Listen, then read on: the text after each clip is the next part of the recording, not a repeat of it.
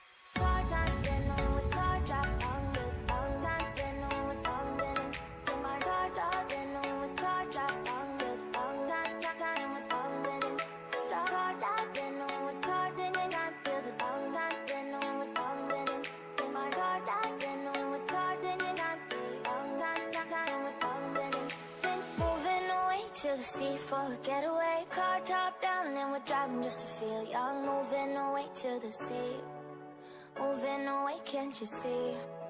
Sand in your feet, feel the breeze in the summertime. Stars in the sky, one dime for a first time. Moving away to the sea, moving away, can't you see? We'll drink honey by the ocean, it's our favorite potion. Come on baby, let me tell you one time that our days will never end, yeah. No, our days will never end, yeah. No. Come on baby, let me tell you one time that our fire got a love it till you never break apart. And we're moving away to the sea, moving away, can't you see? There won't be one more time, so we gonna do this tonight. There won't be one more time, so we gonna do this tonight. There won't be one more time, so we gonna do this tonight. There won't be one more time, so we gonna do this tonight.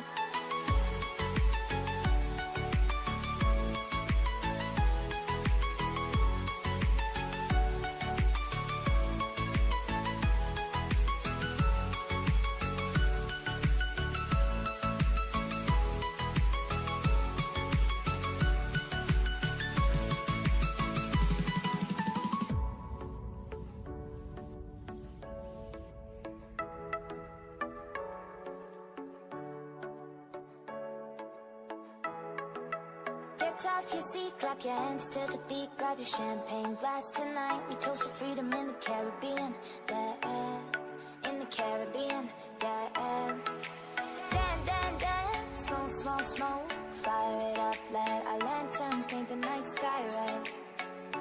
Paint the night sky red, yeah, yeah. We'll drink honey by the ocean, it's our favorite potion. Come on baby, let me tell you one time that our days will never end, yeah. No, our days will never end, yeah. No. Come on baby, let me tell you one time that our fire got a love it till you never break apart. We're moving away to the sea, moving away, can't you see? There won't be one more time, so we gonna do this tonight. There won't be one more time, so we gonna do this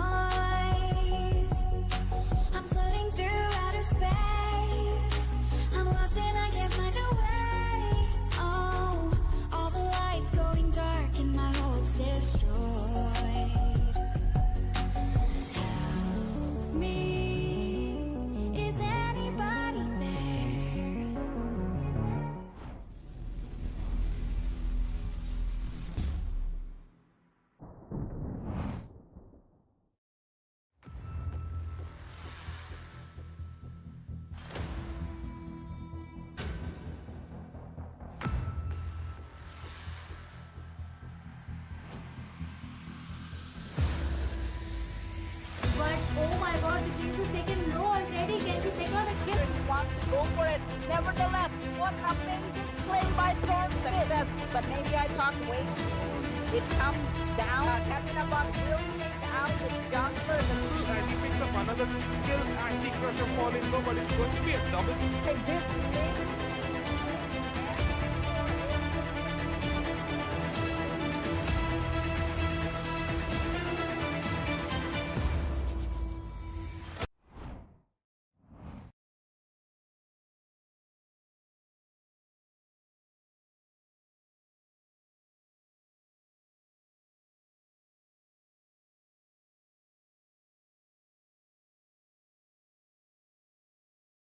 Teams of South Asia, from India, Bangladesh, and Sri Lanka, are mercilessly pitted against each other so that one stands tall as champion.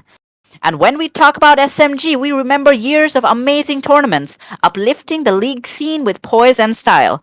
As days go by, the competition becomes more fierce. More teams are hungry to take the throne, while the veterans find themselves in a battlefield of destiny, where their name shall be put to the test.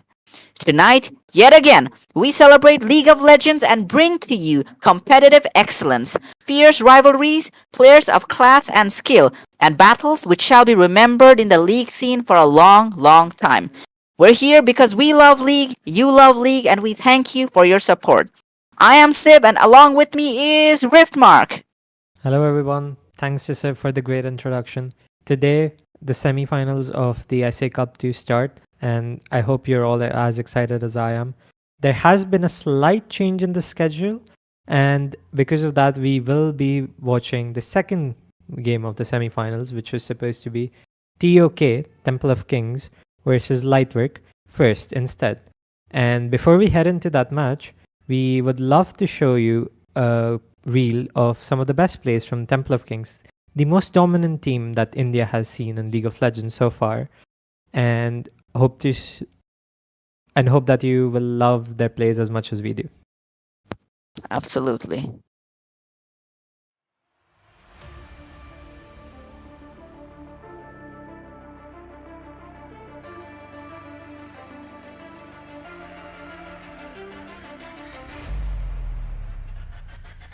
And there's a dragon fight right here. Katrina bot engaging with a flash here, but things are turning around.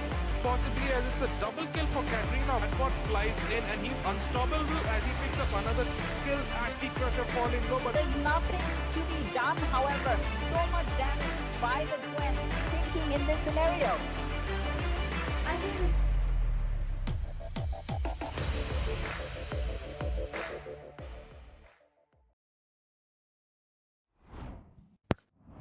Alright then, it seems like we are here.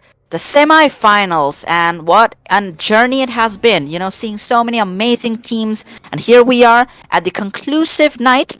Temple of Kings going up against Lightwork. We know Temple of Kings, they're the reigning champions, and we get to see so much being talked about whether they'll be hold on to this spot or not.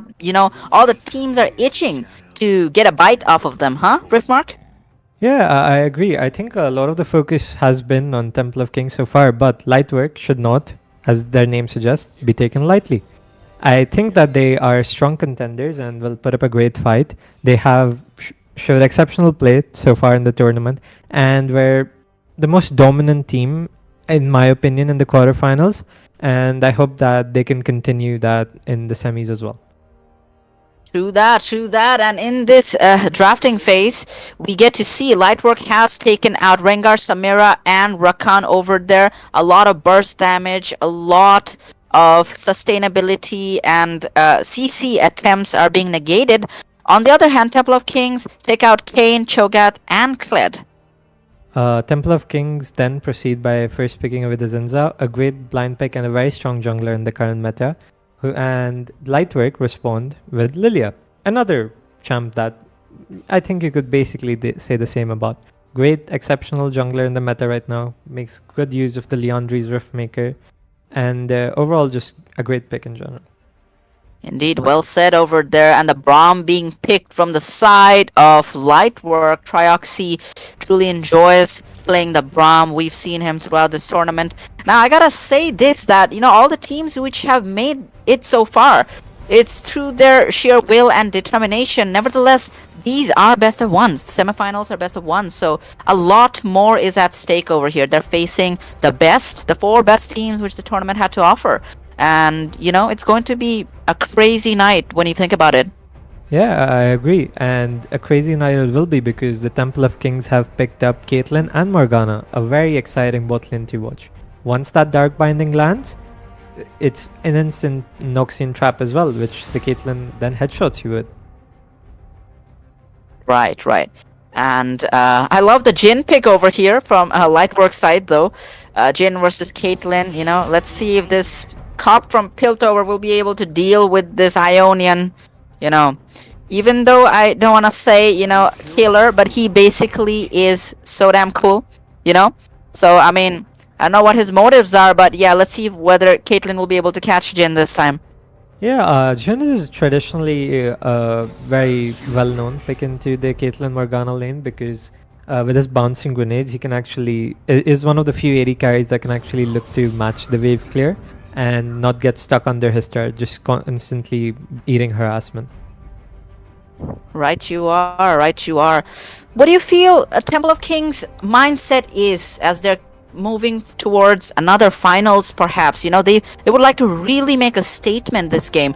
We know on the other side there is the Radiance facing off against TOK's academy team, Kingslayers, the Radiance being the best team Bangladesh has to offer. What do you feel Temple of Kings are thinking about right now? Are they fully focused about making sure that they get done with Lightwork, or are they planning ahead? I think Temple of Kings, right? Like, they are an experienced team, and I don't think that they are someone who will get too ahead of themselves. As far as I'm aware, like, they're probably just focused on this match for now, and they seem confident in their abilities so far based off of their champion picks. They have a whole set of very aggressive champions in the early game. And there we see the Katarina coming out from Catbot, the champ he's named after. Oh my god, right. I don't really understand why they wouldn't get Katarina bot out, like Katarina out of the equation over here. I think the reasoning is probably that in recent times he hasn't played it as much, if I'm correct, but we'll see if that choice was correct or not for Lightwork. Indeed. Of course, Lightwork is calculating it, and they are trying to be as tactical as possible in the drafting phase. We know that the drafting phase is incredibly important. Execution at the end of the day is key. However, if you do have a solid draft in matches like these get you halfway there, And since drafting is almost over, what do you think about both of these drafts? Honestly, I do prefer the draft from Temple of Kings a lot more. Mainly because, you have the Caitlyn Morgana, which is a pretty strong lane, and I expect that the Zinza should be able to use the early priority they have to hopefully set the Lilia behind and get off some ganks and maybe set some of his lanes ahead himself. And I'm not the biggest fan of the Garen pick by Lightwork, because traditionally, at least, maybe with the new items, there's something different that I'm not aware of. But historically, the Darius is a champion that has been picked into the Garen. Right. Because he's usually able to run him down, and there's not much the Garen can really do about it. Absolutely, and we've got Noxus versus Demacia over here as well. This is going to be pretty crazy, And as usual, I love the Shinzao pick. I feel like he's just a one-man army. We're just gonna have to see how the execution goes. Nevertheless, Catbot getting the Katarina, that's going to be a game changer. If he manages to snowball, Lightwork is gonna have a tough time.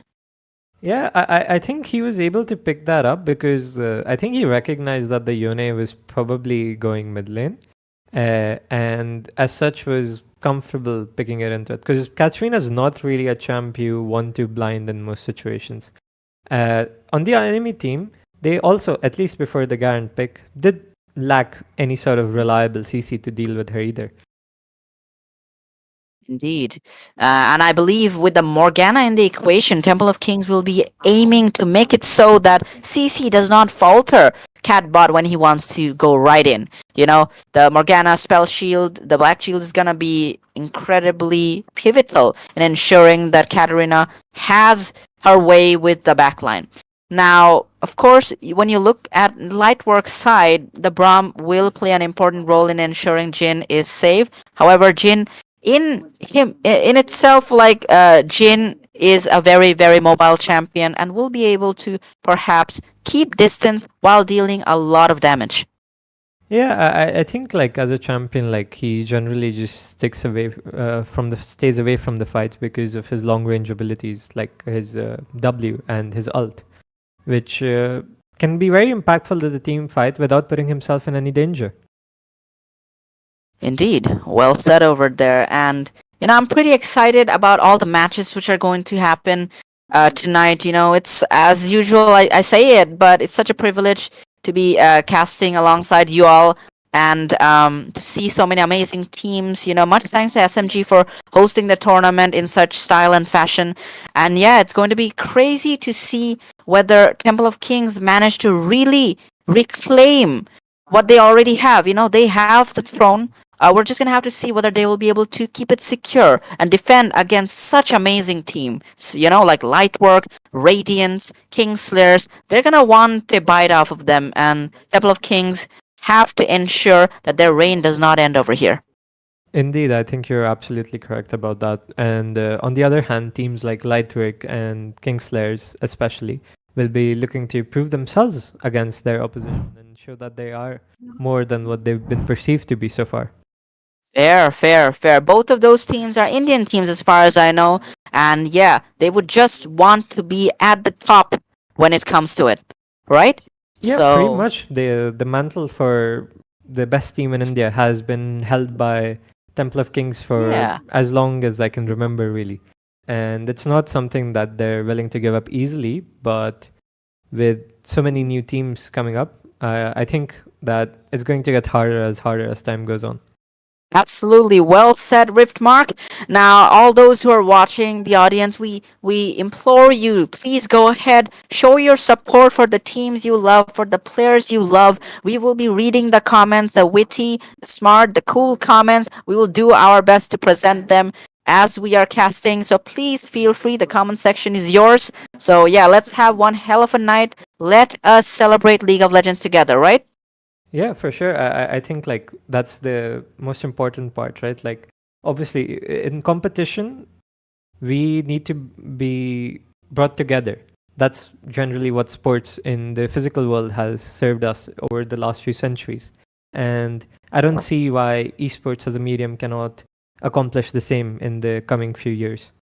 Really well said. And I feel that as countries are developing and the background of esports are getting more diverse, I feel that South Asia is really pushing it up, and we are managing to reach the levels of esports awesomeness which many other perhaps European or Western countries have.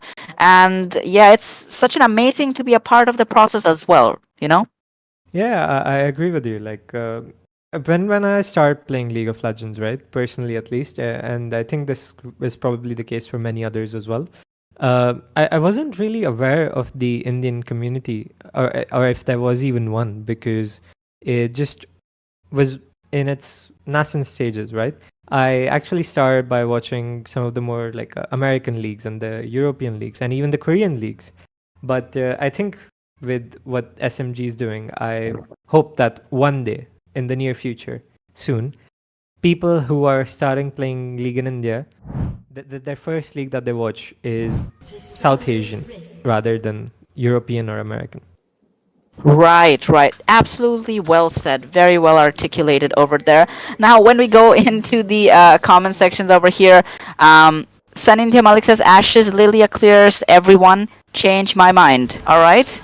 Dhruv goes, type 1 if Riftmark should start an ASMR mukbang channel. It's a 1 from me as well, and a lot of people are typing 1. Gamunu, Scorpion, Nadish says, still, why Braum? Shamal Huda, who is basically twinsy from the Radiance. If I want to shout out now, please shout out to you, Shammer. We're gonna be watching your game tonight. So yeah, I hope y'all would be commentating. Commenting and letting us know what you feel about the matches. It's going to be a really long and fun night. So yeah, let's make it happen. Yeah, I think I probably just want to first talk about the question from them as to why Brom, right? As someone Yeah. in the chat, Firelord Zuko, pointed out as well, it's probably just the comfort pick. We saw it being pulled out yesterday as well in a blind matchup, and the same was the case today. I don't think it's necessarily the best in this comp, but comfort over meta, I feel. Right. And at top lane, it's Demacia versus Noxus. Every time Garen uses Judgment, it just gives me PTSD. Has the potential to deal a lot of damage, but then again, it's Darius. You know, he's basically the top lane killer. So yeah, Noxus versus Demacia. I'm pretty excited to see how it goes on the mid lane. However, Catbot has his Katarina. It's going to be worthy. I mean, it's going to be something to see whether he is able to excel, considering Lightwork did not consider the need to ban out that champion. Yeah, I think like we saw in the level 1 at least, the trades were going the Yone's way, partly because of Lethal Temper. Really strong rune at level 1. But he stepped up a bit and accidentally took a tower shot more than he would have liked. And that has made it so that their health bars are relatively even now. A misstep you can't really afford in an important game like the semifinals. 100% well said. Every little mistake in this scenario is going to be incredibly costly. And as for a team like TOK, they know how to really change their playstyles depending upon the state of the game.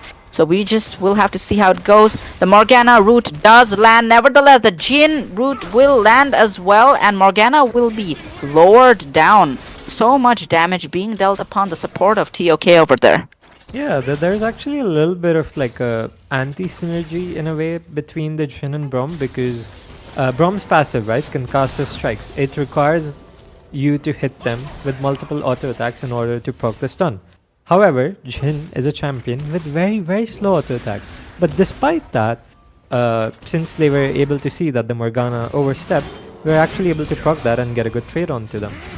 As you can see, Darius and Garen just slugging it, you know, and you can see all of the stacks being put upon Garen. Garen will be able to heal a good amount of that HP considering his passive, and he's got Doran's shield on. Nevertheless, we'll have to be careful because come level 6, Darius is going to be able to just execute Garen.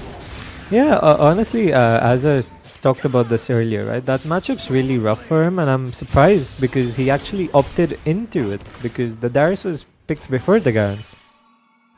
Do you feel that there's some sort of symbolism over here? You know, Darius was picked, but he did opt for the Garen in this regard. You know, perhaps he would like to topple the top laner of TOK. Could be. Maybe. I mean, I don't think that he would ego pick in such an important game personally. Fair. But if he did, you know, props to him for being that confident. Fair. And maybe to try understand that, to be fair, Garen is a champion who did just get buffed in this recent patch. And maybe he thinks that those buffs have been enough to make the matchup not as hard.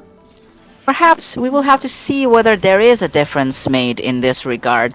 And as casters, we do see the drama and the poetry in things. Nevertheless, we gotta say that Trioxy is excelling in Braum as he feels comfortable playing that champion, really making sure that Morgana does not have the opportunity to make the laning phase more tumultuous for Jhin in general. Yeah, despite the best efforts though, however, they've still managed to accrue a small lead in the bot lane of 20 CS almost already, 5 minutes into the game. And that reflects in the gold lead as well. Temple of Kings, despite no kills, are about 500 gold ahead of their counterparts. Right, very well analyzed over there, and you can see that Temple of Kings are very acute about their early game control, and they're making sure that they are getting as much gold as possible. It seems like Catbot is right in there. They will move in. However, Yone moves in, and first blood goes over the side of Lightwork. Will Trioxy be able to survive that? But no. Double kill going over to Catbot. It does not seem well for Lightweight, considering TOK snagged 3 kills from a very, very problematic situation. And my goodness, 3 kills going over to Catbot, 300 goals to his name. This is crazy. Yeah, I mean, I think this is why you see, like, why Katrina Bot has Katrina in his name. It's just a champion he loves Fair. to pilot and pilots exceptionally well.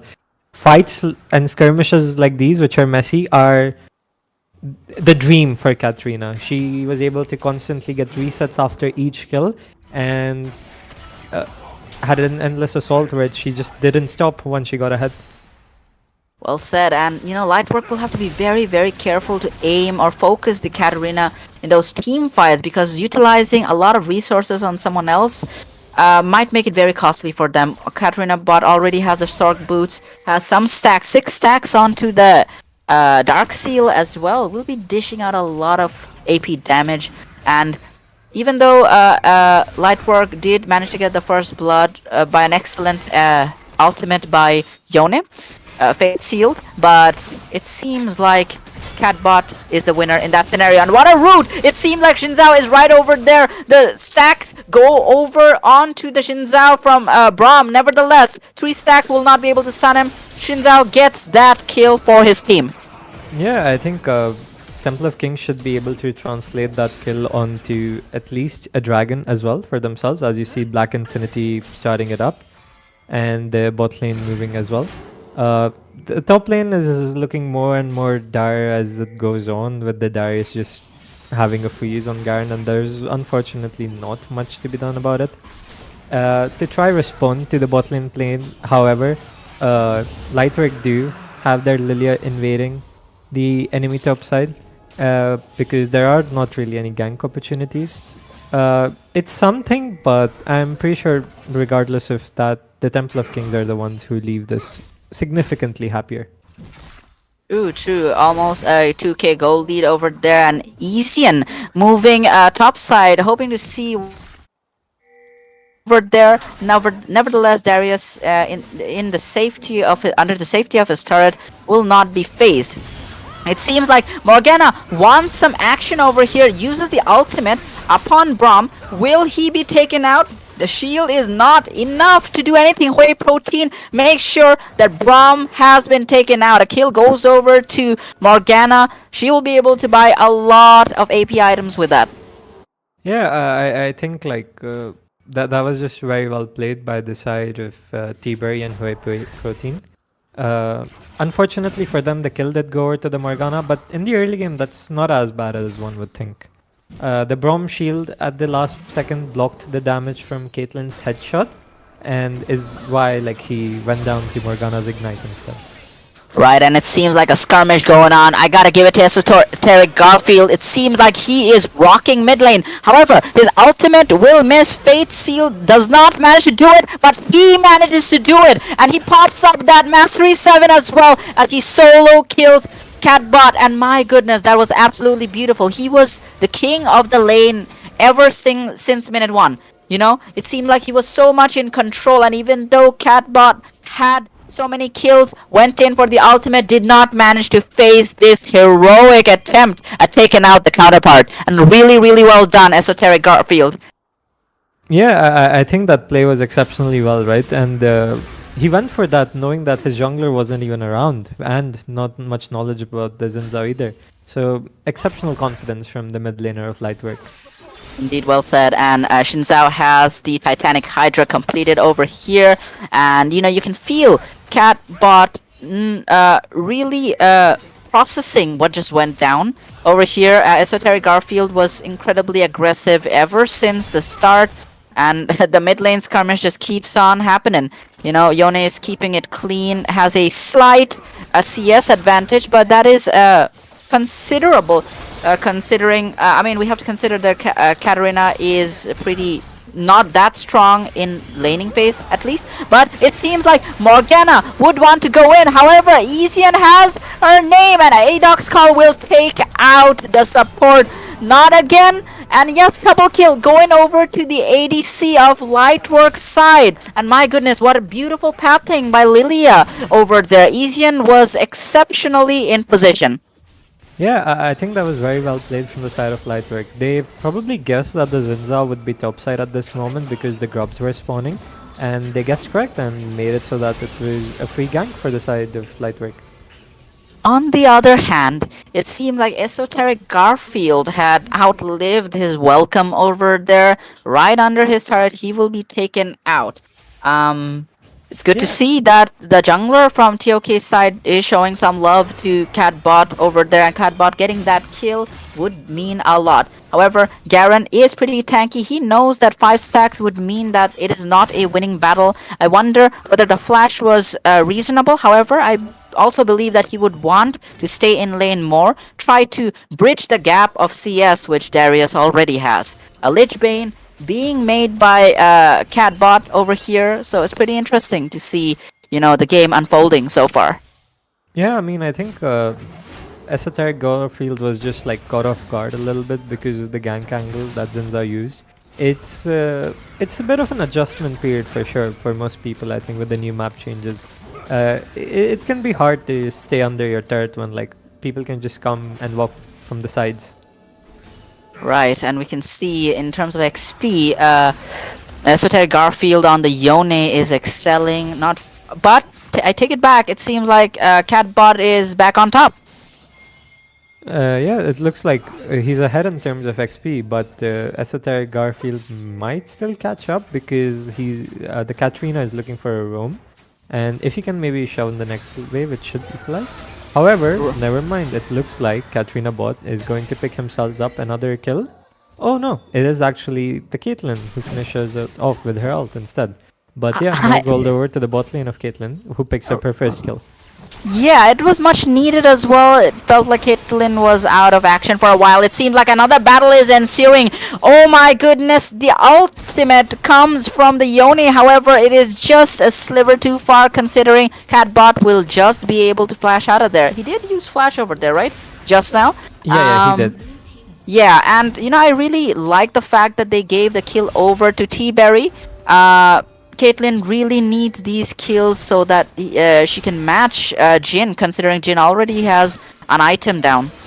Honestly though, like I wouldn't be surprised if the Caitlyn is still ahead in terms of gold though, because the CS lead is just so large regardless of the kill deficit that she might have. Right, and top lane it's still an island basically, one death onto the Garen. However, it also seems that he is pretty far behind. Mentionably far behind in terms of CS. The Trinity Force done by Darius over there will be very agile, will have a lot of movement speed, and will be able to make Garen's life that much more difficult. Yeah, both the side lanes of the side of Lightwork seem to be struggling to keep up with their respective counterparts.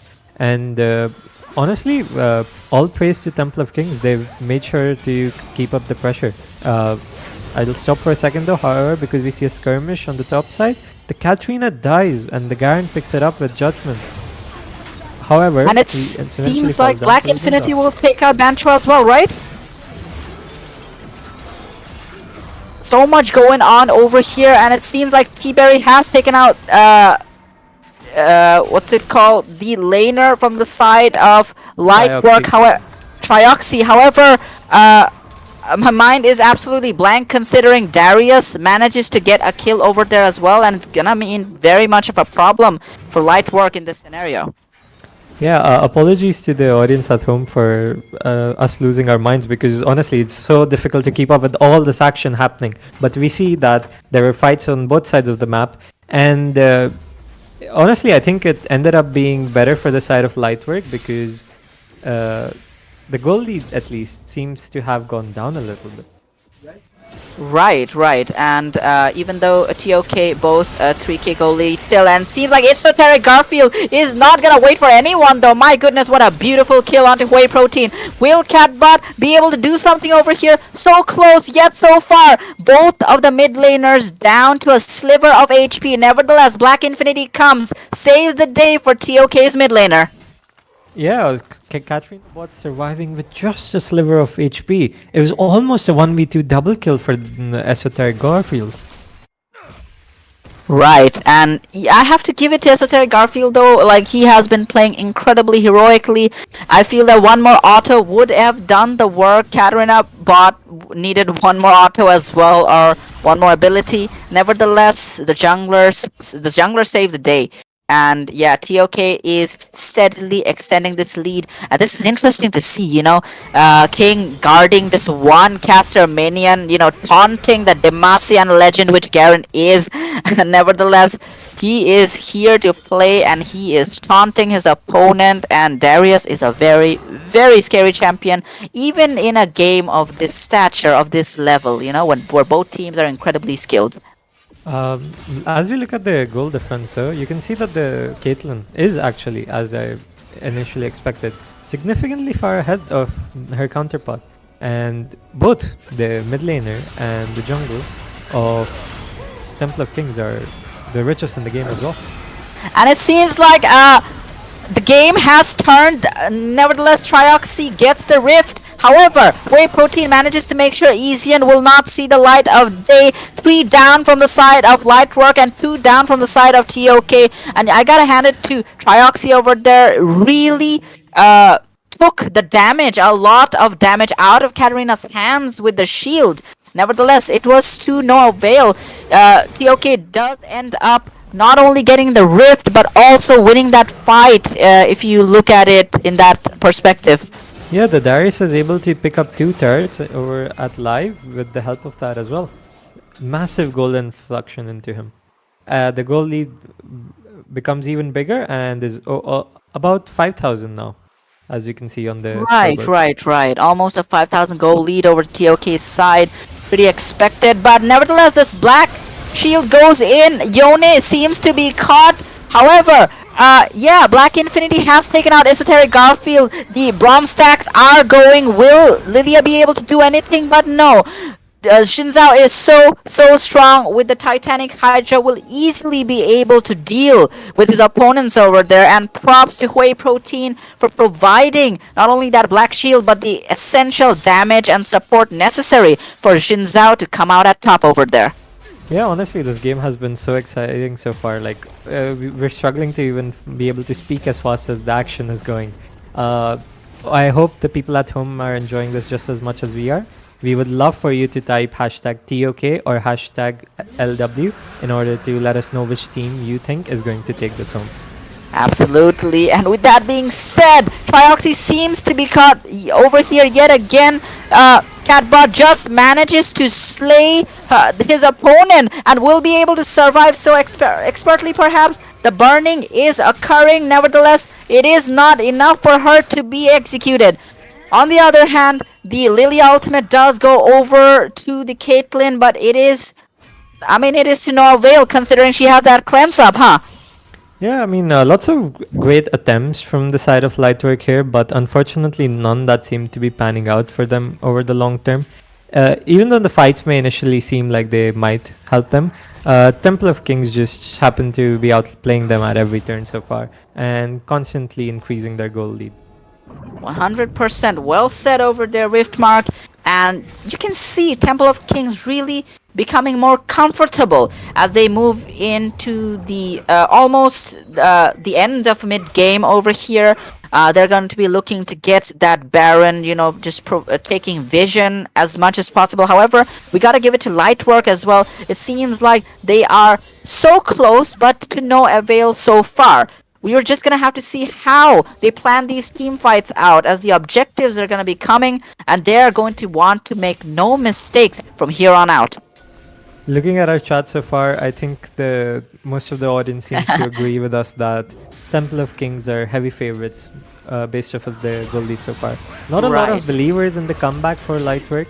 I hope that that does happen though, so we can get an even more exciting game than we have so far. Right. Let's see if the comeback would happen over here, but no, the curtain call ultimate from Jin does go on, but to no avail. Just helps his teammates get back. King walking forward so fast. The red buff will be taking. Lilia Isian is so low. King does not care. Is frontlining with the Morgana Black Shield. And so much damage being dealt upon the laners of Lightwork over here.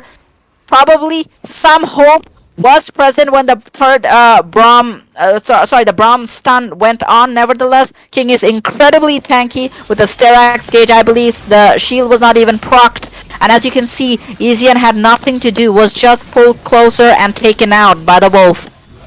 Yeah, I mean, the Darius was left alone in that lane for so long and has just come out monstrously strong and just executing people left and right with the Noxian Guillotine. Indeed, the Noxian Guillotine came very, very harshly, and TOK takes that Baron, solidifies their lead and their chances of Lightwork to come back in this scenario, even though it is slim, but they have come so far. You know, all they need is for TOK to make substantial mistakes from here on out, ensuring also that they don't make mistakes. Nevertheless, a team like TOK is very difficult to consider that they will be incredibly vigilant, incredibly careful, and mistakes don't come that often from a team of this stature. Yeah, and so far, as we just saw on the goal graph, right, the mistakes haven't come. Temple of Kings, despite all the messy fights, have had a constant increase in their gold. They haven't really had any dips at all. And it seems like Esoteric Garfield is hell-bent on trying to kill Katarina Bot. Will he manage to do it? And yes, amazingly, he does manage to do it.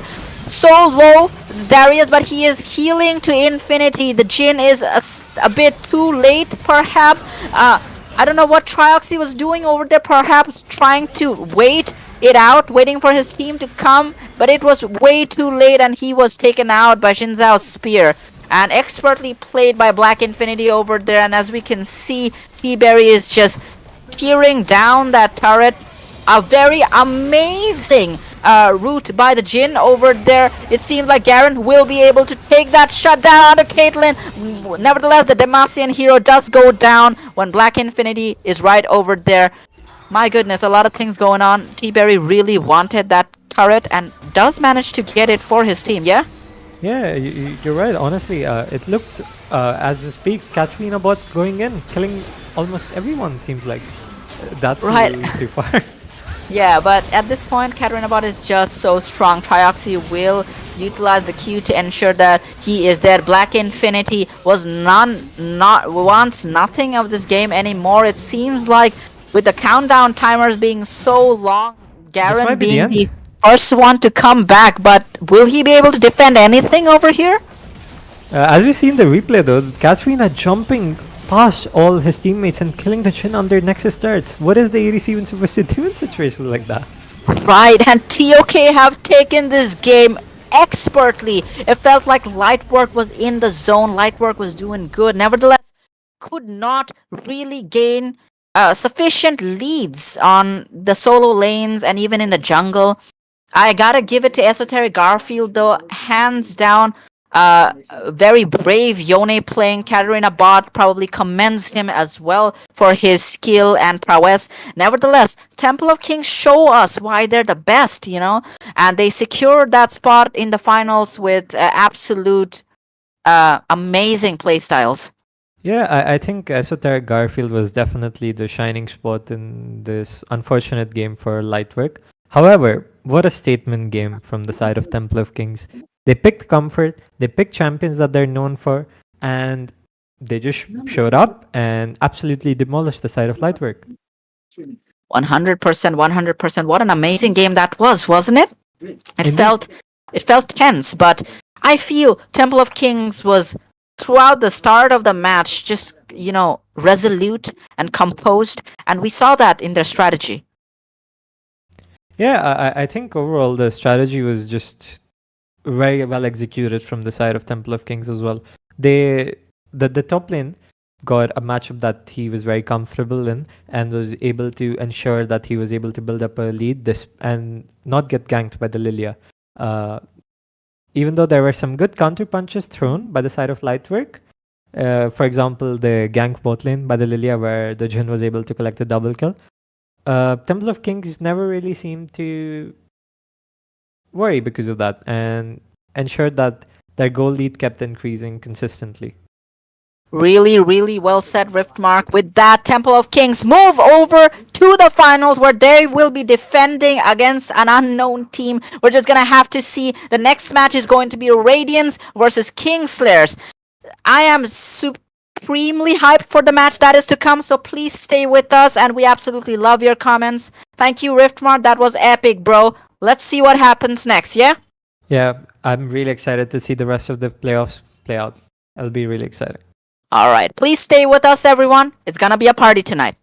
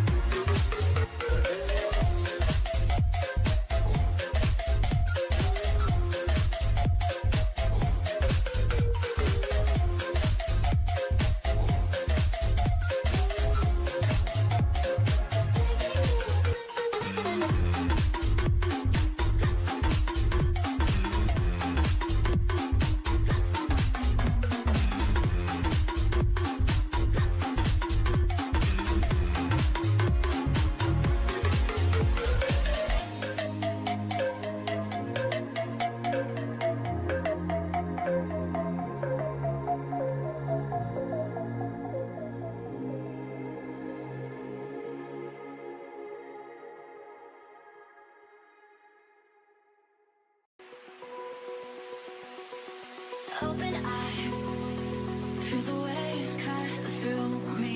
Hypnotized by the sounds I'm breathing in. Hold tight, chemicals collide. Hold tight, hold tight, hold tight. Dripping lights paint the skies, all because of you. Dripping lights paint the skies, only you.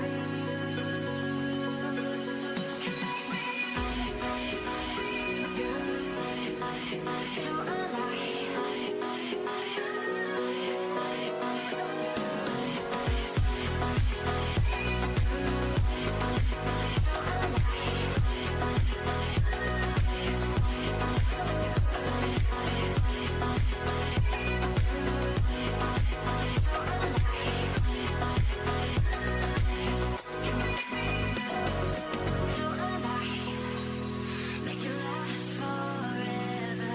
Stop in time. Yeah, I'll surrender it. Hold tight, chemicals collide. Hold tight, hold tight, hold tight. Dripping lights paint the skies, all because of you. Dripping lights paint the skies, only you.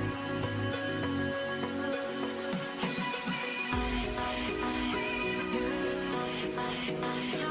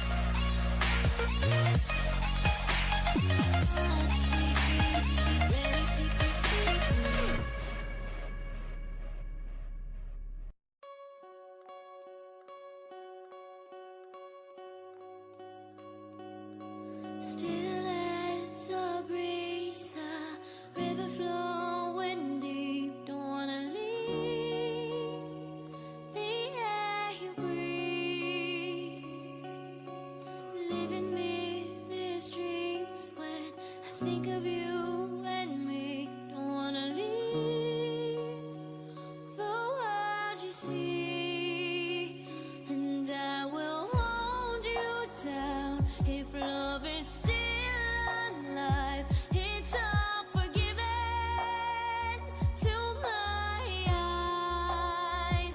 The tide has turned around. Just listen to the sound. Two hearts beating, beating time. Hey yeah, hey yeah, hey yeah, hey yeah, hey yeah. It's all forgiven to my eyes. Hey yeah, hey yeah, hey yeah, hey yeah, hey yeah. It's all forgiven. You and your wicked ways.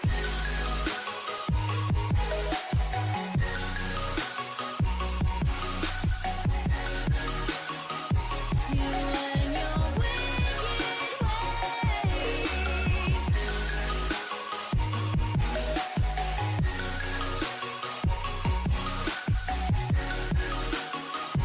You and your wicked ways.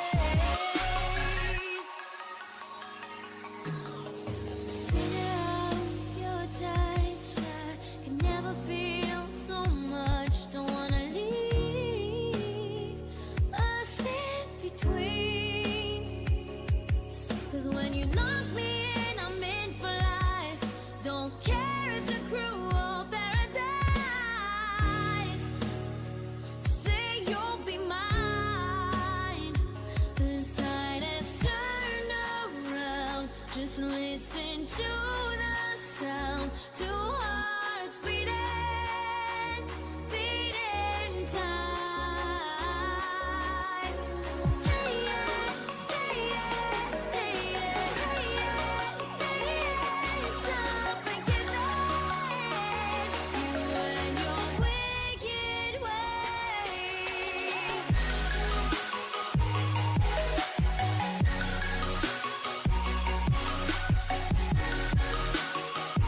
You and your wicked ways.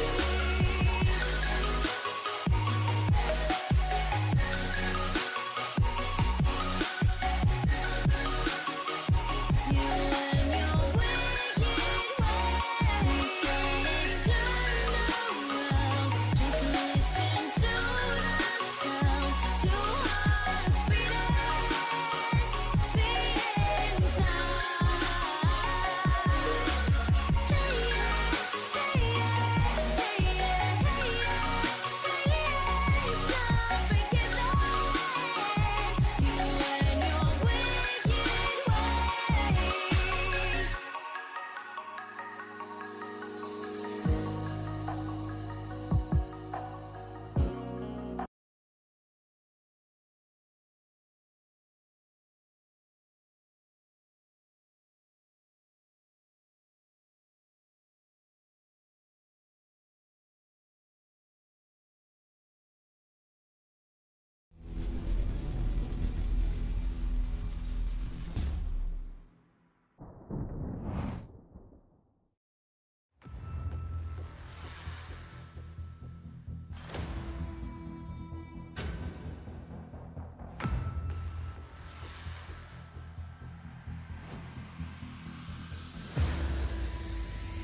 But oh my god, the Jinx is taken low already. Can we pick on a kill? He wants to go for it. Nevertheless, what amazing play by Storm success. But maybe I talked way too soon. It comes down. Katrina Bot will take out the jungler. And he picks up another kill. Anti-Crusher falling low, but it's going to be a double. Like this play.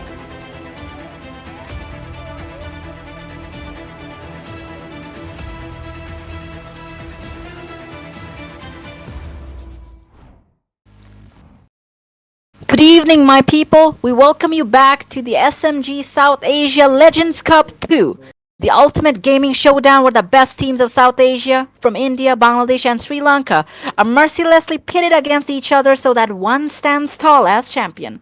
And when we talk about SMG, we remember years of amazing tournaments, uplifting the league scene with poise and style. I am Civ, and along with me is Trickster. Hey, what's up, everyone? I hope you have your popcorns and drinks ready because we have an exciting match coming up. We have Radiance versus Kingslayers. Radiance from Bangladesh and Kingslayers from India. A lot of excellent players, a lot of excellent talents. So I hope you guys are ready and let's head to our next match. Indeed, well said over there, Trickster. We cannot wait for the drafting phase to begin.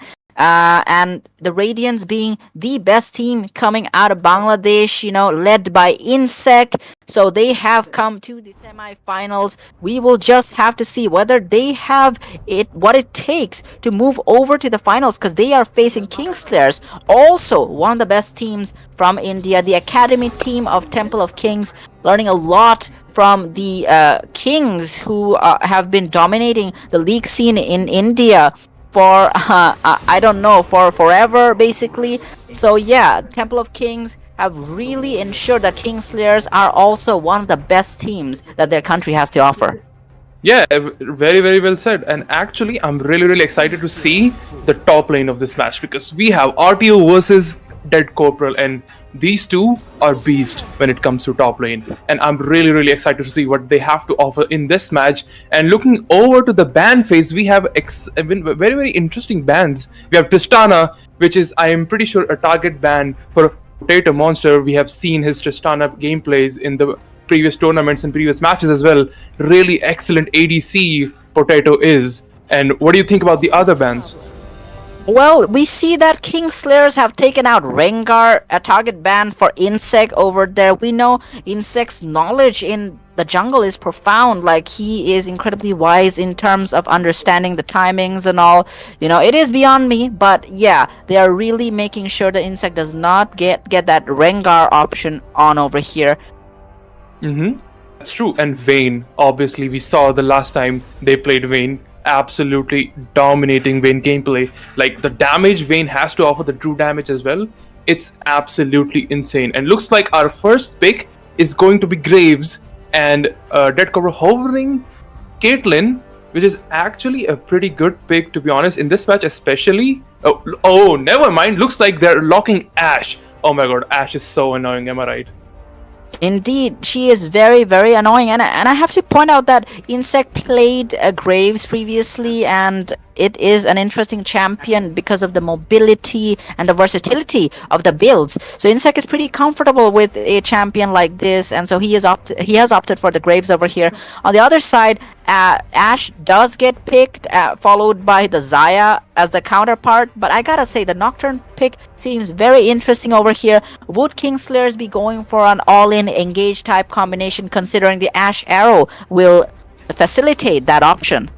And the combos are definitely a lot here. Like, the room for combos is there. Like, Ashe ult, the Nocturne ult. Like, there are so far pretty global ults coming from Kingslayers.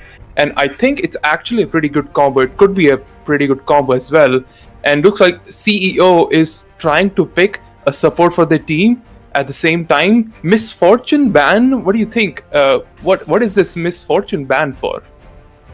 Probably wouldn't want the ADC from the Radiant side to get the option to go for Misfortune. But hold that thought, because I am pretty sure Twinsy is going for that Leona over there. Twinsy is a dear friend of mine, and Twinsy is also a Leona main. He started off with Leona and had grinded throughout the ranks with Leona. So, I was kind of hoping that we get to see him in action with Leona yet again. And Leona and Xayah is a very problematic combination. We're just going to have to see whether Kingslayers have what it takes to deal with it. Oh yeah, after that Rel performance by Twinsy, I am a fan, to be honest.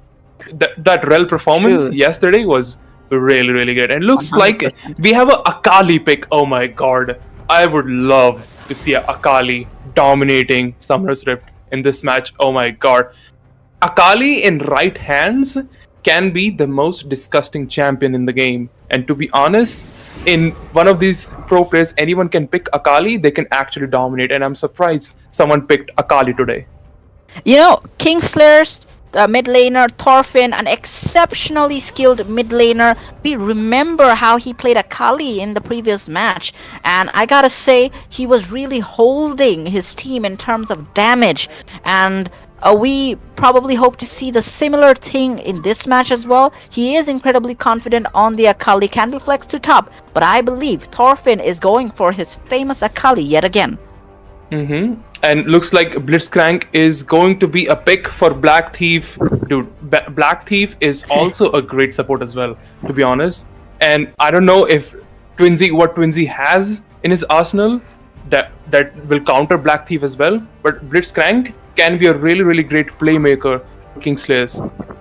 100% well said, and we have seen Black Thief excel with the Blitzcrank in the previous match as well. The Aatrox does get picked for RTO over here, but yes, as you were saying, Black Thief is really good with those hooks, moves right in and makes sure that the opponent do not have any room to breathe. So yeah, a very interesting pick mixed up with Ashe. It's going to be very difficult to, survive in certain scenarios. I love Aatrox picks, RTO RTO is a great Aatrox main, and he showed his Aatrox performance even yesterday as well, and I was really fascinated and really impressed. And looks like they are still giving Aatrox RTO in this match as well, even after such great performance. It just goes to say that Kingslayers is ready for anything at this point. Right, you are, and I believe Dead Corporal is going for that Yone. I love this pick. Reminds me of when the T1 top laner went for the Yone and made it a thing to be absolutely despised and scared about in top lane. So yeah, Dead Corporal goes for that Yone against Aatrox, and I absolutely love this pick. RT has to be very careful considering Yone has a fairly good amount of time in top lane against Aatrox. Oh yeah, and overall Kingslayers have a lot of damage. They have Nocturne, they have Yone, obviously they have Akali as well. Like a lot of champions that can deal so much damage over time, and that's actually, I don't know if that goes to play with against Radiance well, but looks like Aatrox, they have Graves, they have they have Leona as well to just the synergy is definitely there, but I feel like the damage, I don't know if they have the enough damage to match Kingslayers. Indeed, well said, well analyzed over there. I would like to see how Radiants actually want to deal with the combination which Kingslayers have. Kingslayers have a very versatile drafting over here. The Blitzcrank being at the forefront, considering that is an engage which has no competitive. Which cannot be competed with, considering the hook. If he manages to grab even the Xayah with the ultimate, will be able to nullify Xayah's ultimate as well. So they will have to be very careful about Kingslayer's aggressive prowess over here.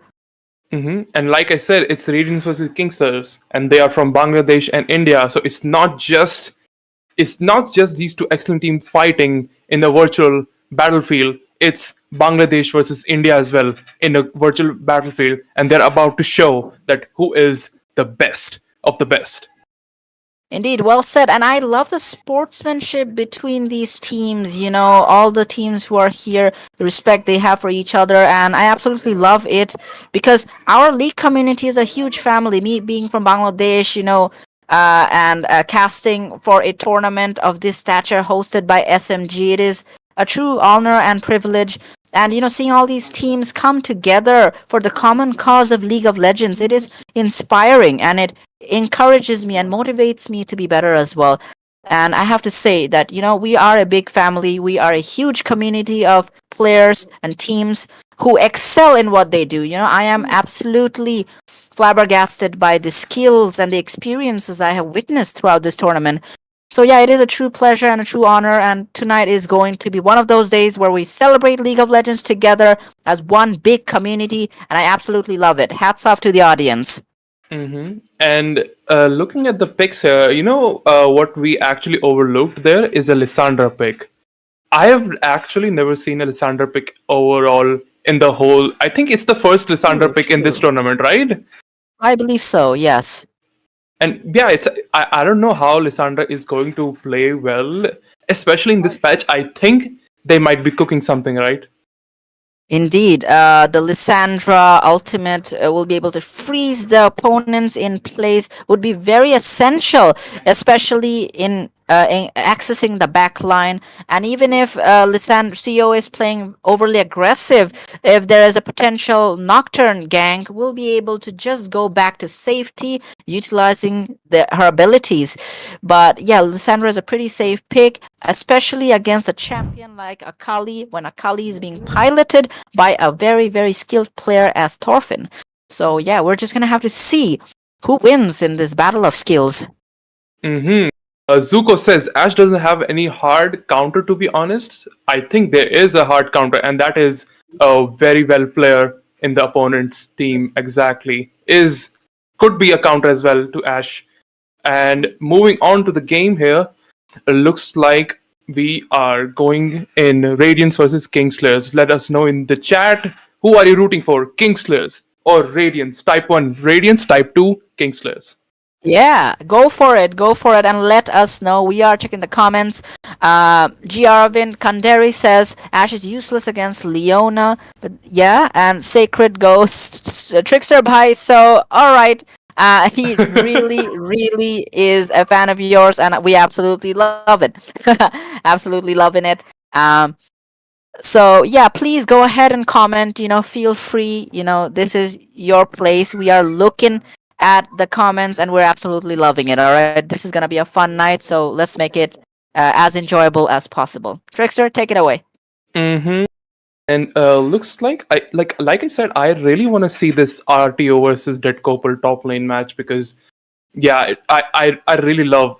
I have seen Dead Corporal like playing. I had the opportunity to play against Dead Corporal actually, and at that time he played Aurelia, and it was so scary, to be honest, dude. Dead Corporal is actually such an excellent player, and I really want to see RTO. His past Aatrox games have been so amazing.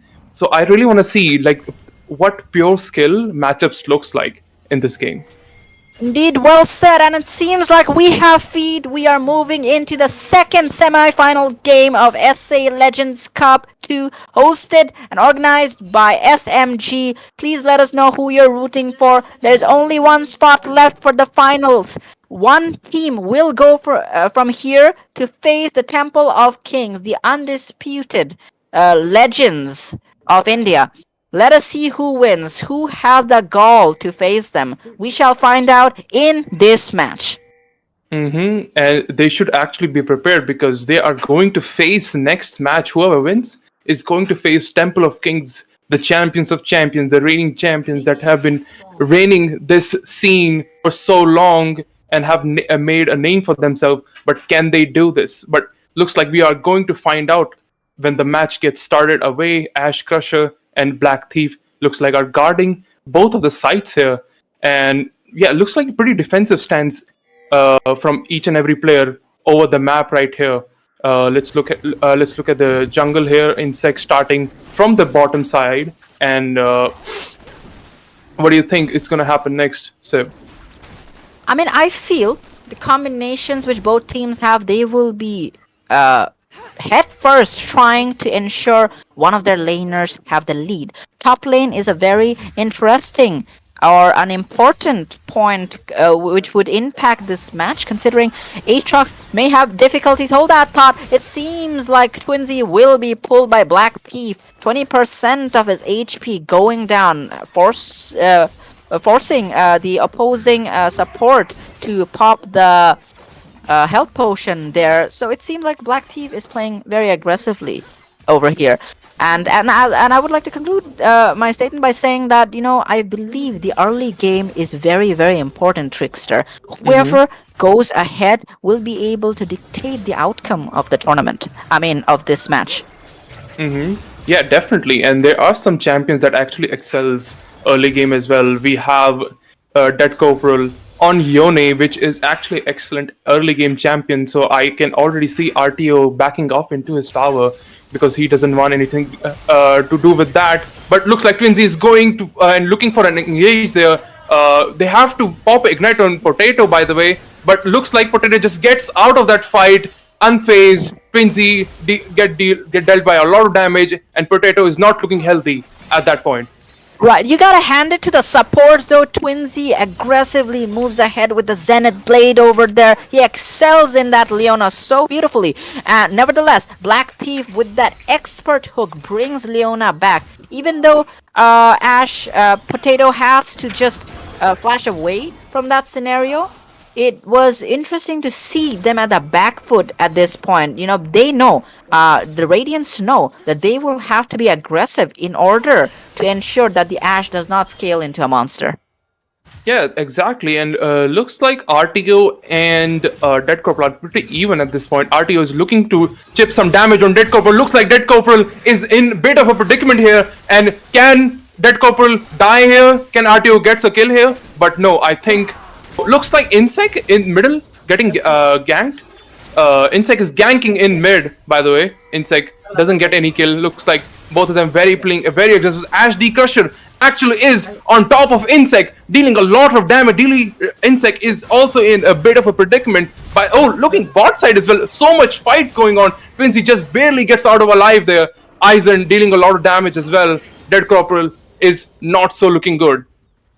So yeah, I mean, a lot of things happen and processing it takes time, but we can start from Insect's gank at mid. It felt like it would be a very healthy gank, but Akali Thorfinn just manages to go back to the safety of the turret. And as he's passing down the bot side river, it felt like, okay, hold that thought. Would this be a solo kill by RTO? But no. Dead Corporal just manages to deal some damage and go back to the safety of his turret. He has the teleport on, but he is incredibly low. We are willing to see whether RTO wants the kill over here. We'll have to flash away, considering an amazing flash by Dead Corporal over there. And Dead Corporal knows this is a fight he wins. But does he? Yes, he does. The top laner from Kingslayers' side has managed to absolutely vanquish the Deathbringer, the World Ender, Aatrox from this realm. And First Blood goes over to the side of Kingslayers, very expertly though. RTO was very confident. I don't know what was he doing, but I thought he's very confident in this dive as well. But looks like he just tanked too many turret shots there, and Dead Corporal just gets it. It's so easy. First Blood goes to Dead Corporal. Right, and you can see CEO and Akali duking it out at mid lane. I feel that CEO wanted a safe pick, considering Thorfinn's Akali is just so darn great. And yeah, top side, it was interesting to see Aatrox try for that, but as I had said, the early kills are very, very important for laners to get ahead. Nevertheless, considering Yone is a very problematic pick for a champion like Aatrox, RTO should have been a bit more patient, I fear. And it was interesting to see RTO was actually dealing a lot of damage to Dead Corporal as well, but I don't know why he just tanked too many turret shots there, and Dead Corporal got that easy kill. And First Blood, it seems as well. And it looks like there's going to be another fight top lane as well. RTO cannot do anything now because, you know, Yone is a champion. When he gets ahead, he just gets so far and so far ahead. At that point, it's just unbearable. Thorfinn is in an interesting spot there. Looks like CEO knows he's there, so he's just not trying to do anything stupid. But looks like Insec coming for a gank. Thorfinn is looking for an engage there. Looks like they cannot find anything. Black Thief is knocking up Twinsy. Eisen is dealing a lot of damage to Thorfinn. RTO? Okay. Yeah, it seems like RTO is having a tough time since the Berserker's Greaves is done by Yone. The Qs with the blades will be, flashing before his eyes multiple times. Now, it's interesting to see that they are really trying to suffocate Insec. Every time he's moving towards the bot side river, it seems like Kingslayer's laners are there to really answer him and to stop him from moving farther. He has to force himself to go back. However, it seems like the Radiants have managed to very, very easily take that dragon. It's an infernal dragon as well. So yeah, they will be dealing tons of damage. We saw Black Thief just a little slow in realizing that the dragon is being so promptly finished. And looking at the CS differences as well here, Yone is actually in the lead in terms of CS, and of course he will be. And obviously, looks like, hold on, looks like Dead Corporal is in a bit of a predicament. RTO is trying to deal a lot of damage while Black Thief is letting Twinsy go nowhere. Insect is also looking for a gank, trying to deal. Oh my god, Potato gets Twinsy as well, and Aizen also gets Black Thief. It's a double kill and potentially a triple kill as well. Aizen gets a double kill. Oh my god, what a gank by Insect. Aizen. That was an excellent gank by Insect over there. He knew that something was gonna go down in bot lane and he wanted in on the party. It felt like Potato Monster managed to get that kill onto Twinsy, and it felt like a silver lining for Kingslayers over there. However, to even the odds, Insect and his teammates went right ahead. As you can see over there, Twinsy so low, Potato Monster flashes in to get that kill. However, Zaya had already taken out Black Thief over there, and Potato Monster, without the flash, has nowhere to go back to. I believe he will be happy with that kill, though. It seems like Thorfinn is having to deal with two players at once. Thorfinn will be ulted by Lysandra. Lysandra goes right in. CEO is in the dark. The Yone ultimate is just going right in. Nevertheless, Dead Corporal does not find a target. It was very interesting to see all the team members coming in to support Kingslayers over there, and I love the fact that Ashley Crusher made everyone blind with that ultimate. It was incredibly necessary. And Dead Corporal just came right in time to save Thorfinn there. I mean, if he would have not been there, like CEO had to back off just because Dead Corporal was there. And looks like Dead Corporal is going to save this lane for a moment for Thorfinn until Thorfinn comes, because Dead Corporal knows that he is already so ahead of Aatrox. Aatrox is so far behind in terms of CS as well, and looks like Dead Corporal is also looking for kills as well. He's trying to kill that Lysandra as well. Dead Corporal is handling two lanes at once. It just goes to show Dead Corporal is how better Dead Corporal is in this game. Looks the skill difference is so huge. Dead Corporal handling two lanes at the same time. A Giga Chad, of course. Right, and it seems like Akali has gone topside, and Dead Corporal trying to do as much damage onto the Lysandra as possible, making sure that Lysandra is forced to back. Dead Corporal does not want to back over here. Nevertheless, Black Thief does go in, uses the ultimate upon Twinsy. Will Twinsy be able to survive? And he does so with a very, very good flash. It seems like Twinsy is not done, however, but you gotta give it to them. They wanted to perhaps go on to Potato Monster again. I wonder what the outcome of that would have been. Nevertheless, Twinsy does manage to survive, and a very well-placed flash over there from the support of the Radiant side. And looks like there's a bit of a fight going bot as well, and looks like Dead Corporal is also Dead Corporal is just out for bloodthirsty. He just wants anyone he sees. He just pops his E and just goes to anyone he sees. He's trying to get kills. He just wants kills. He's out for blood. This guy is a vampire. Right, you are. And speaking of vampires, it seems like RTO is having some difficulties playing Aatrox, the Lifestealer. Nevertheless, it is considerable, because we may consider it, considering Yone has been an amazing pick from the side of Kingslayers. They know the Aatrox is weak against this champion to some extent, and Akali being top side is not going to be easy for them as well. It seems like Twinsy will be picked out, does manage to hit Potato Monster with the ultimate. However, the sun has shone way too late over there. Potato Monster will manage to secure that kill. Oh yeah, Twinsy was just way too confident with that one. I don't know what he was doing here, but looks like they are fighting for grubs. Thorfinn is in between three people at this point. Thorfinn's trying to get out now. Dead Corporal is looking for those grubs. He's trying to get kills as well. Ult coming in. Dead Corporal is trying to look for kills. Oh my god, RTO pops his ult, slays Ashley Crusher. Ashley Crusher does not stand a chance against RTO's World Ender. Thorfinn is also dead. RTO, what a playmaker. Kills goes for RTO. And it seems like Leona is over there to support the Radiants as well. The Radiants with a huge win in this fight. But you can see Insect expertly sidesteps that ultimate from Yone, and RTO just ensures that HD Crusher is taken out with the help of CEO's ultimate over there. It was very ambitious for Thorfinn to go in amidst so many players. However, with the Infernal Chains hitting, he will be brought right back into place. And speaking of which, a battle is ensuing right now. It seems Black Thief goes for that hook. However, it will not hit. Insect being run down by Potato Monster though, and he will be taken out. And Zaya gets taken out as well, right in front of the dragon. Such amazingly prompt plays and decision making from Kingslayers though. Wow. Oh yeah, Aizen was just there at the wrong place at the wrong time. RTO is looking for some platings as well here. He's ordered so ahead and he just gets 3 plating as well. Dude, it's going to be a hard match for Kingslayer at this point because RTO is just so far ahead. He's 2-1. I bet he also has his item ready as well. Thorfinn is upping up his CS. Oh, okay. RTO is going for another plate. Greedy. Dead Corporals comes in, is trying to deny any more platings as well. Everything is so peaceful so far. Aizen, they're just trying to get the CS up as well. Malignance, is that the item? Malignance, yes. Malignance, yeah. Malignance. CEO takes Malignance as an item. I believe it's actually a pretty good pick for Lissandra as well, especially a lot of damage there is in Lissandra's ult as well.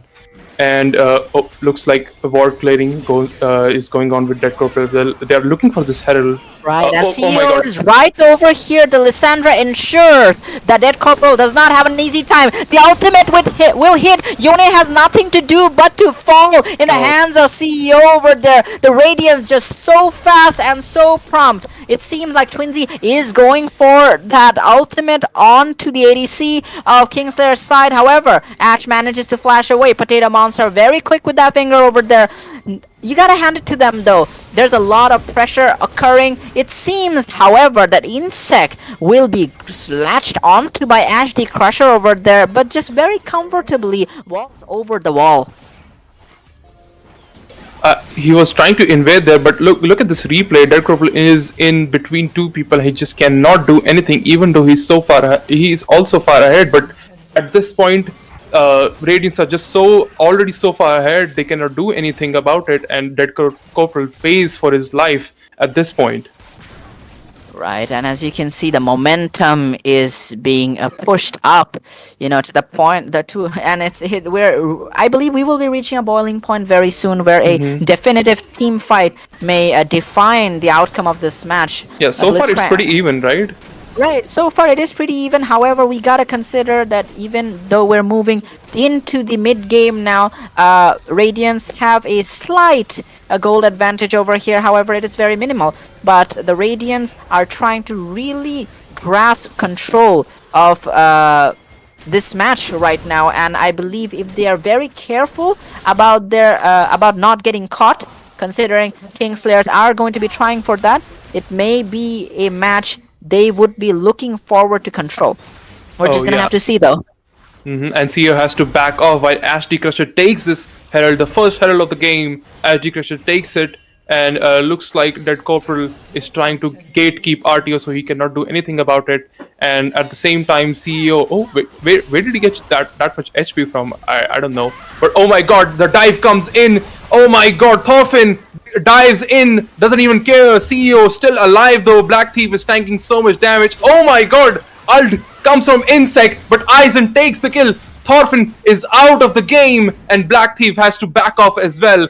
Oh my god, what a dive, but still it didn't play it off as he thought it was supposed to. Yeah. I mean, if you look at it, you can see that Thorfinn goes for that shuriken, but it was interesting to see why he would choose to do so, considering Lissandra already has the ult. The Insect ultimate still does hit. Twinsy is there to back up or ensure that the kill is given to his ADC over there. But yeah, I gotta give it to them. The Radiants have really taken control so far of the game, but that turret being destroyed makes it easier for Kingslayers at this point. Dead Corporal has been top notch this game. I am yet to see Thorfinn pop off though. It seems like CEO will ult himself. The HP is back. Thorfinn being rounded up by all the members, some of the members of the Radiance over here. However, a Black Thief comes over here at the nick of time, trying to ensure perhaps, is there a grab opportunity?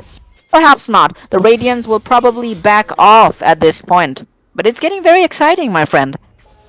Thorfinn is actually playing so much risky here. I'm really scared for Thorfinn at this point because he is doing so many risky plays, and he has to burn his flash as a cost of those risky plays he's trying to do here. And looks like they're trying to look for a kill here. Oh, Thorfinn goes in. CEO just gets out. Oh my god, did you see that dodge? Black Thief That was tried. beautiful. Oh my god, Black Thief tried to do something here. RTO pops his ult. Thorfinn just gets out of there. But RTO is just so good. He just gets that kill. Dead Corporal. Oh my god, RTO is insane. Double kill for RTO. Black Thief has nowhere to go. And he also gets slain by Insect. Oh my god, RTO is an absolute beast. HD Crusher gets slain as well. And they have to pay 0 for 3. Oh my god, Radiants are amazing.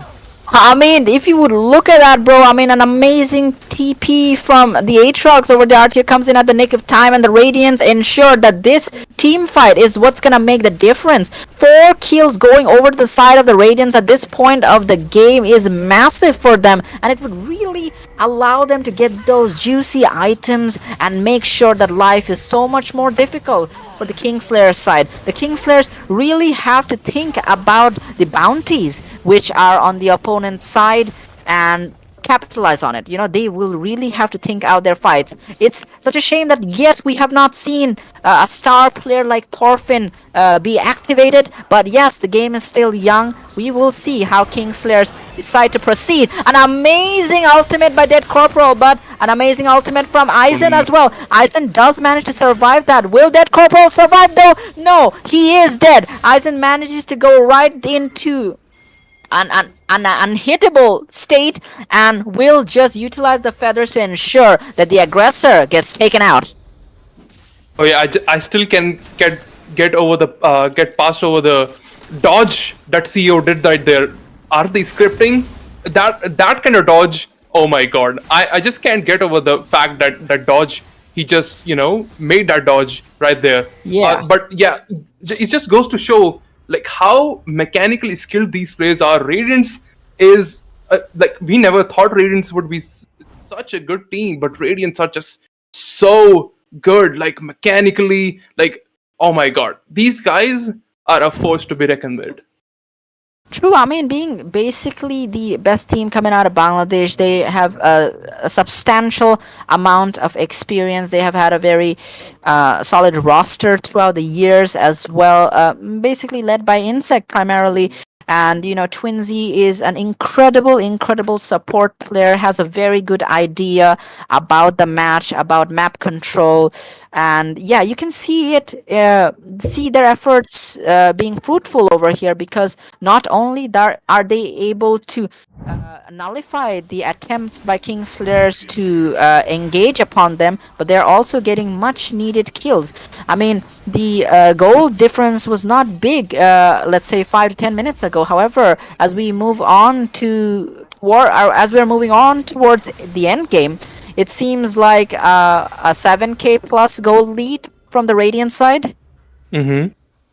And I cannot believe these teams are actually giving RTO his really comfort picks. He is going ham with Aatrox. Like, he is such a great frontliner, and he's also dealing so much damage. Like, I don't get it. Like, these teams just don't understand. They're underestimating Radiants at this point, because RTO is single-handedly such a great player and literally carrying his team to victory in his back. Right, and it seems like Dead Corporal will have to ult away, but it is to no avail. He is so low because Lysandra's ultimate just freezes him in place. Insect over there to ensure that a kill goes over to his side. And now I believe the Radiants will be clawing away at that Baron, trying to ensure that there is substantial vision. Twinsy boldly walking around the Baron pit over there, ensuring that the vision is in place. Perhaps they are looking for a grab over there. Just a little far away. However, a Potato Monster manages to utilize the ultimate and takes him out. Nevertheless, Akali manages to take out Aizen over there as well. However, Insec and RTO are unstoppable. They're at a killing spree.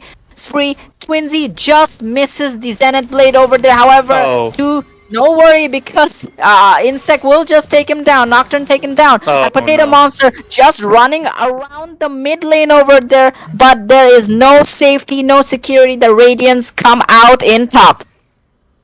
Oh yeah, you can already see Potato is trying to do so much damage there, but he just cannot do anything. These guys are just not taking any damage. But like you saw that Ash the Crusher trying to dodge very nicely there, but they just cannot do anything. They just cannot deal much damage at that point. And at this point, the gap is so huge. But oh, hold on, looks like Dead Corp is trying to get these shutdowns, trying to get these kills. Thorfinn and Dead Corporal, the synergy is there, and they gets Insec. Insec is out of the game, and the shutdown goes to Kingslayers. I mean, you gotta hand it to them. They were waiting for one mishap, one misstep from the star players of the Radiance over there. And it was interesting to see Insect walk up like that. But of course, with the lead he has, I believe he was very confident. Nevertheless, the Kingslayers side decided that if we are to stand a chance in a match where the difference is so huge, at this point in terms of statistics, they have to get these kills onto the high value targets, and taking out Insect is not only a moral booster but also grants them some good gold. And speaking of statistics, 16 to 8 and the gold difference 44k to 38k, 5 towers to 1 towers. I mean, Radiant at this point has so much map control because of those towers as well, and so much, the items as well. Look at the player gold as well. RTO, excellent, 10.4k gold lead over his counterpart. I mean, it's just at this point. Oh, looks like Thorfinn is trying to get a kill with RTO here, but RTO just gets out in time. He don't want to give his shutdown to anyone at this point, because they already know Insect has gave his shutdown to Kingslayers, and he just don't want to do that same mistake again. RTO gets out of the fight. And at this point, Radiants, I think, are playing pretty safe here, and fighting for objectives. Insect is going to take this Drake as well. Looks like there's no one to contest, and the Drake goes to Radiants. Yeah, the Radiants are really ensuring that they get these dragons. These dragons are important. These dragons help them bleed Kingslayers just a little bit. And Insect has been in top form throughout the tournament. And it seems like Dead Corporal is going for that TP. However, CEO has his number. Probably Dead Corporal wanted to survive that. Almost gets a kill onto CEO with Fate Sealed. However, it gives Kingslayers the opportunity to perhaps try for a Baron advantage over here. They're contemplating it, but with Thorfinn so low and RTO in the scene, I don't know whether they'll be able to get it. It's probably a do or die situation for them. They can't back off from this, can they? We can see that the Radiants are moving from the topside river. They will be taking the positions which Kingslayers had. Perhaps they will be clawing away at the Baron right now. We see CEO split pushing at bot side. Radiants have really grasped hold of this match so far, and it seems trouble for Ash the Crusher and the Radiants, who have been routed. Thorfinn goes right in. Aizen bound to utilize the ultimate over there. However, RTO is godlike, as he will take Thorfinn out of the equation just like that. Oh yeah, I mean, it just goes to show that they were literally right there in bottom, and it just goes to show the map presence of these guys instantly came in. They knew the map presence and the game sense in general. They know they are going to go for the Baron as well, and they just simply goes there, get some kills, and looks like this is going to be a fight right there. RTO is standing there menacingly, gets the Blitzcrank. Oh my god, wipe out the whole Kingslayers. Radiance comes out top, and looks like they are going to look for an end there. What a team fight. Wow, so much damage. CEO dealing a lot of damage, obviously. Oh my god, Twinsy, great playmaking. and looks like Thorfinn is looking for a 1v5 where it looks like he cannot do anything at this point, just trying to delay them as much as possible, looking for a kill. But oh my god, the root, the CC is so great, and looks like he is out yet again. Yeah, and so lit. I mean, so much time on the death timers over there. It seems like the Radiants are going for the win. It seems the Nexus is falling. The Nexus is bleeding. Dead Corporal also away to the other side, hoping to see something. Nevertheless, the Radiants have absolutely vanquished Kingslayers over here and have taken their spot at the finals. Oh my god, do not underestimate these guys, trust me, because these guys are out for blood. These guys are out to kill each and every one of them, whoever stands in their way. Oh my god, such a great play, such a great team, such a great synergy. Great players, excellent players. What do you think? Yes, absolutely. Nevertheless, we gotta give it to Kingslayers. It felt like they were coming back, being the expert team. They specialize in what they do, and it was amazing to see Kingslayers play throughout this tournament. They were absolutely beautiful. Nevertheless, they fall at the hands of the Radiants, and commendations to them for what an amazing match it truly was. Both teams gave it all they had. Nevertheless, the Radiants very decisively took the spot at the finals over here, and they will have to face Temple of Kings now, arguably the best team South Asia has to offer. And at this point, we can already say best team Bangladesh has to offer, because oh my god, these guys are so amazing. And the best of the best, the finals, right? It's always about the best of the best, and two best of the best teams. We already know TOK has already made such a great name for themselves, but Radiants are just now growing on me so much, and I feel like the best of the best they are from Bangladesh. Oh my god, it's going to be such a great finals, don't you think? Yes, my friend Trickster, it surely will be. Thank you to everyone who's watching. Please like, share, and subscribe. Support SMG. They are organizing this tournament. They're bringing all of this to you. Support them so that they can bring way more. All right, the future is great for the league scene of the South Asian community, and we thank SMG for that. Please stay with us, because we're going to be moving into the finals very soon. The best of India versus the best of Bangladesh. Let's see whether the Temple of Kings, being the team they are, the legends they are, will they be able to reign supreme, hold that title of being the best South Asia has to offer, or we will see whether the Radiants have something to say about it. Please stay with us. Thank you.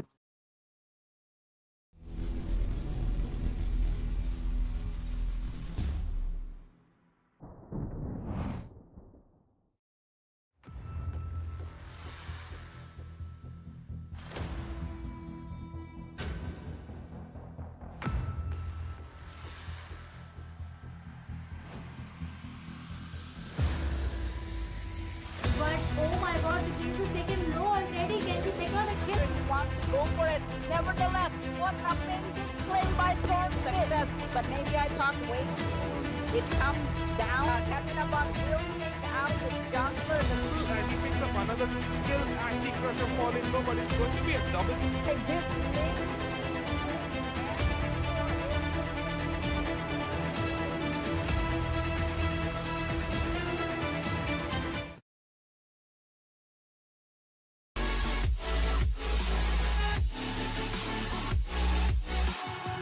Life kept spitting at my feet and forced me down a dead-end street when all I had went up in flames, burning only dark remains.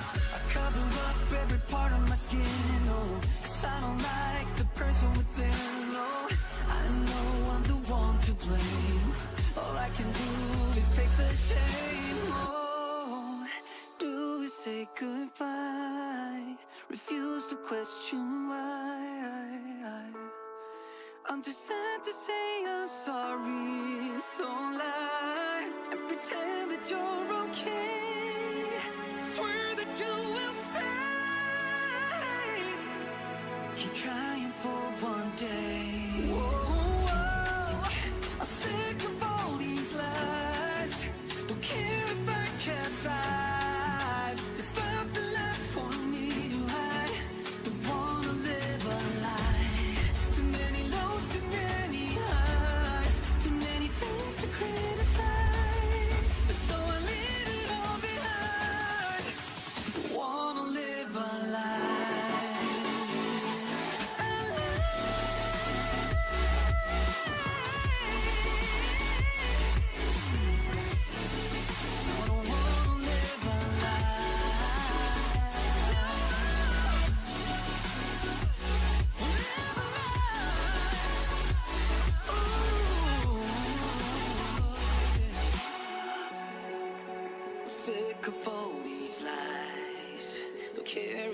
capsize. Oh no.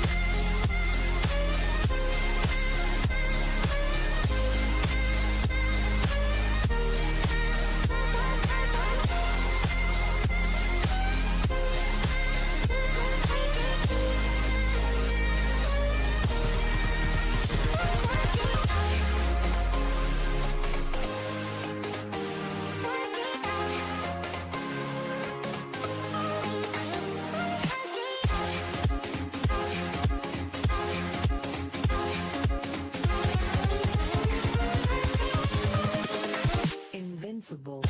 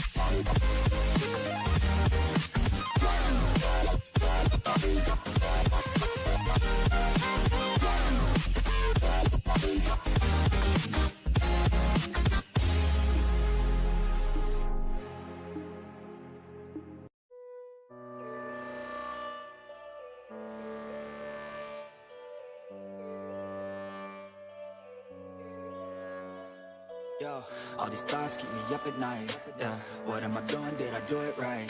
Yeah, all these thoughts keep me up at night. Yeah, I can't think straight, need the light. I need to breathe, get me up and out of the sheets, onto my feet. Another cup of coffee and me, that's what I need. My eyes puffy, I can't see. I'm too tired to function, but too lost to sleep. Ay, I think I need to be on something medication. I think I need to figure out the segregation. I think I needed just a better education to understand a world that's so complicated. Intoxicated, every night faded, just so I can sleep thinking that it's fading. I feel hated, I feel hatred. I'm lost deep in my mind that I created. I have dreams where my life is devastated. Feel so real that I wake up shaking. Need thicker skin cause this life is no haven. Nod your head if you get what I'm saying. All these thoughts keep me up at night.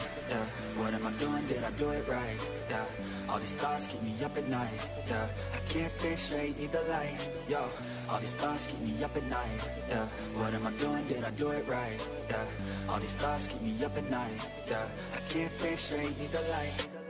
I don't really think I understand this world now. Got my head spinning round in a circle. Everybody lacks what they need internal, so they compensate with everything external. Not trying to throw shade, no way.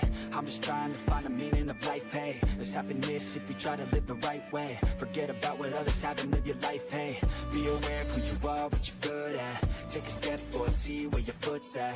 Stand tall, stand proud, talk loud. Every word out your mouth has purpose now. You just gotta get rid of the bad thoughts. Hating others cause you know that they got a lot. Forget that though, you got plenty, you're alive in this life. You got time, go get it. All these thoughts keep me up at night. Yeah, what am I doing? Did I do it right? Yeah, all these thoughts keep me up at night. Yeah, I can't think straight, need the light. All these thoughts keep me up at night. Yeah, what am I doing? Did I do it right? Yeah, all these thoughts keep me up at night. Yeah, I can't think straight, need the light.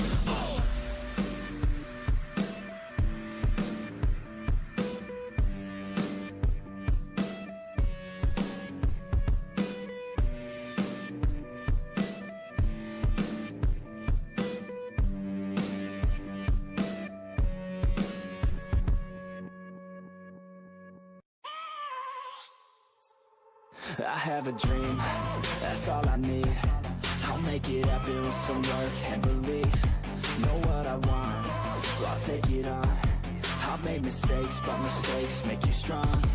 Let's break it down for a minute. I want the crown, I'm gon' get it. You hear me loud, man, I'm winning. Yeah, Charlie Sheen will be grinning. These ladies know that I'm sinning, and this is just the beginning. I'm closing in the night inning. There ain't no point in resisting. Living life like a dream, live it right, that's the thing. Every night got a team, I've been tied to the scene. Out on stage, here on screen. Okay, it's a dream, and I pray as a team.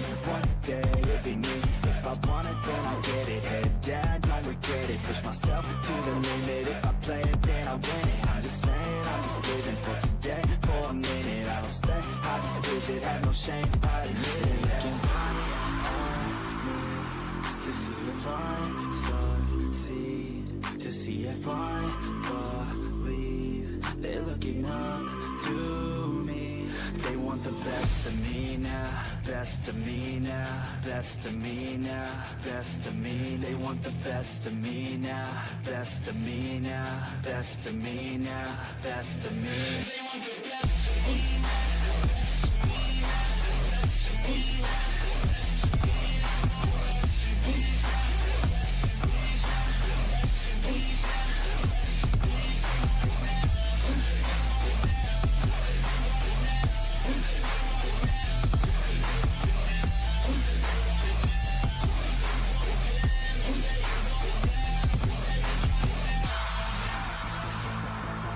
Swear to God, man, I'ma make it soon. Silence all the haters as they see us making moves. I do what I want, so I got nothing to prove. Staying motivated, teaching others what to do. I'm staying focused, my mind is open. They start to notice that I'm in motion. There is no potion, you're not just chosen. It takes devotion to stay composed, man. Never stop, there ain't no time to fall. Try to live, get it up, you got one life to pop. Thinking big, never small, cause you gotta want it all. When you finally get that call, you get ready, take it on. Need a hand out, I already stand out. Starting to advance now, ready to expand now. You don't have a chance now, cause we're in demand now. Make it by the grand now, feeling in command now. They're looking right at me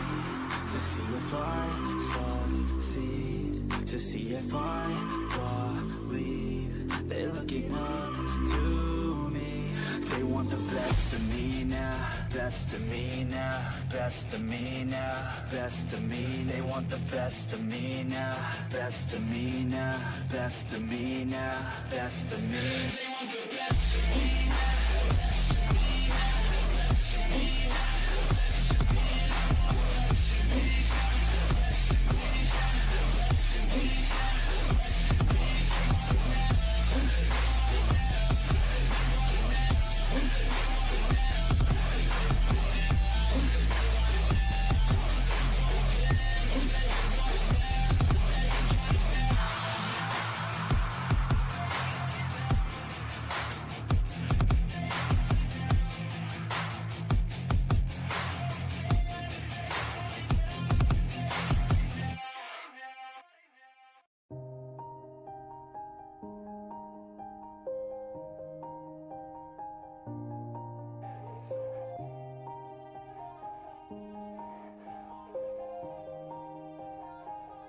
Yeah. Everybody knows that I'm breaking down. Everybody knows I ain't faking now. Everybody knows my heart's vacant now. Yeah, she hates me now, I made mistakes but now I don't ever wanna be alone. I don't really ever feel at home. On my own, in the zone, that's the only way I know. Feeling low, about to blow back up. Here I never let the doubt creep in. Gotta pop a couple more aspirin. I don't think I'll ever let you in. Easier to break it off best friends. I don't really understand myself. I don't really understand, need help. I don't wanna be left on the shelf. Couldn't even hear me if I yelled. It's so cold outside, I'm alone, I'm alright. It's so cold outside, I'm alone, I'm alright. It's so cold outside, I'm alone, it's so cold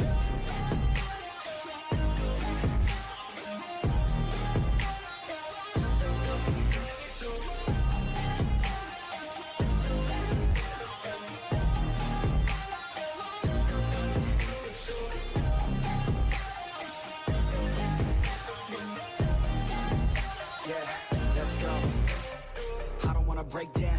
Always feel like I could break now, but I never let it take me to that place now. I won't ever let my thoughts get away now. I got better things to do, picking fate now. I just wanna be the best, call me great now.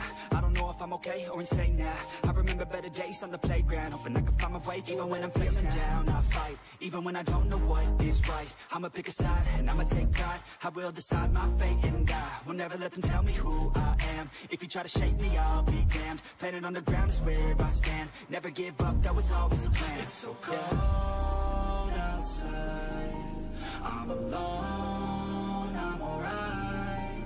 It's so cold outside, I'm alone, I'm alright. It's so cold outside, I'm alone,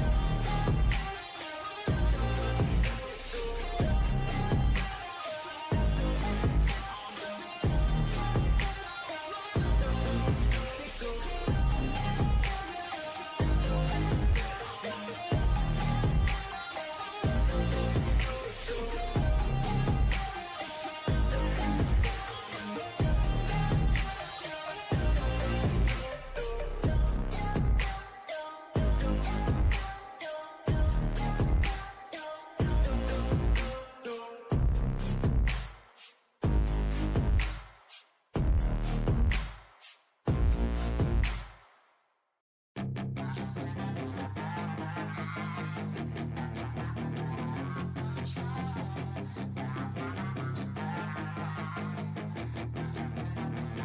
yeah, she's got some nice long hair, and you know that she's a bad chick. All the boys stare, can't help it, it's a habit. Clothes that she wears, short skirt and a jacket. I just wanna get her all alone on a mattress. I just wanna have it, I just gotta have it. Rumors all around say her body is fantastic. All natural, not a piece of fur is plastic. Head to her toes, Yeah, they say that she's a latch. Yeah, the whispers all around say she has a reputation. Don't believe it till I see it, so I want a demonstration. And I've always learned it better with a hands-on education. So I need a private session if you get what I am saying. And they say that she's not easy, no, she's really complicated. But that only makes it better, and it's got me so fixated. And I'm not the type to wait around, I've never hesitated. But she's got me captivated, so the game, I'm gonna play it, yeah. Got a body like a coke thing. She likes to keep the party going. These rumors got me feeling lonely. I want that body, baby, show me. She's got a body like a coke thing. She likes to keep the party going. These rumors got me feeling lonely. I want that body, baby, show me.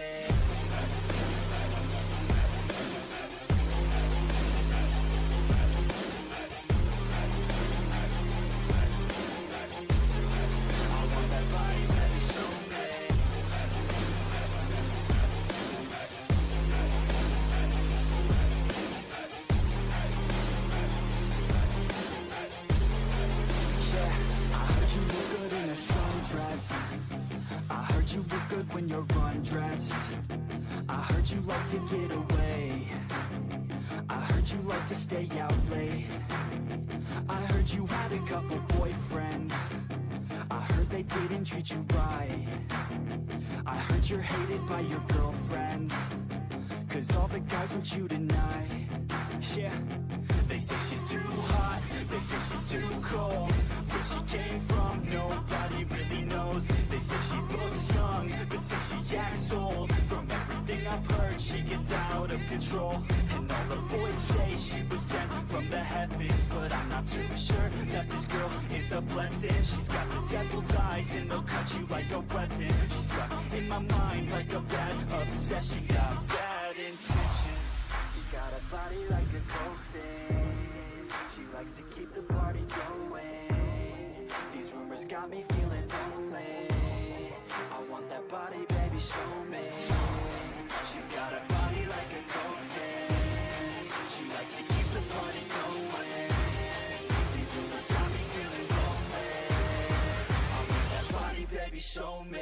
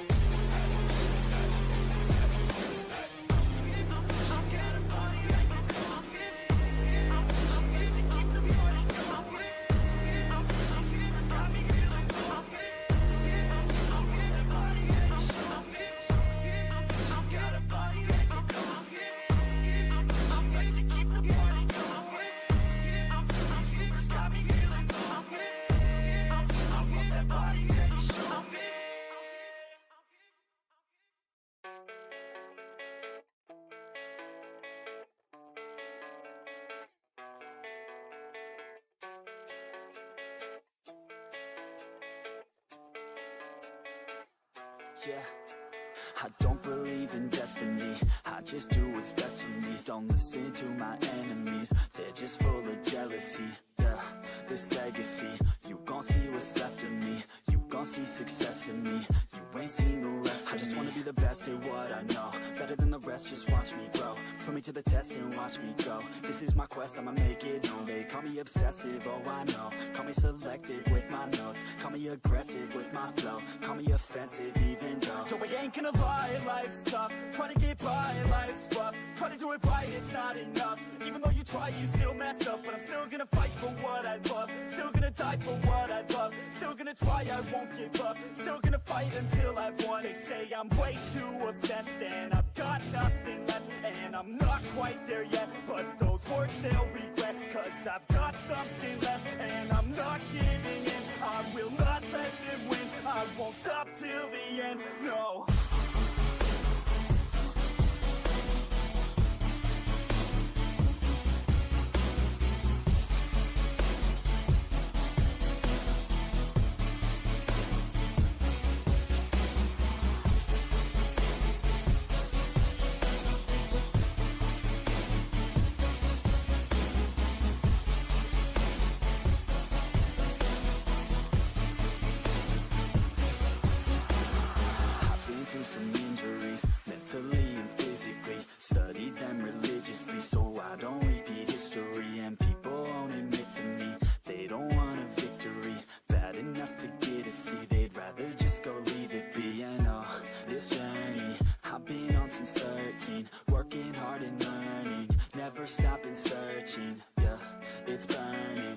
this passion hurts me. I took action working, writing down these words. No, I'm not okay, I just wanna be something. I don't wanna be nothing, living all alone.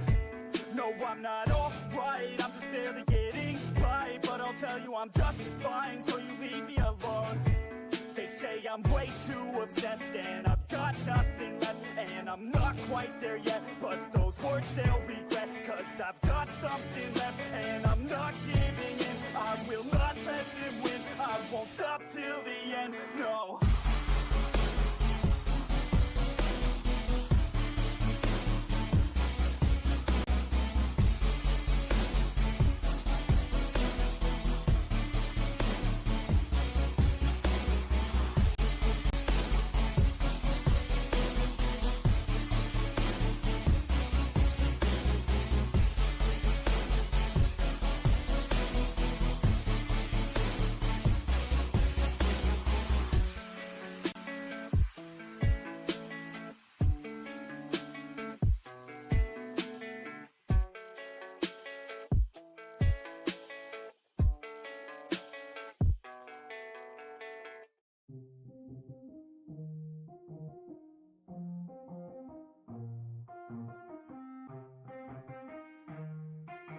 Yeah, let's go.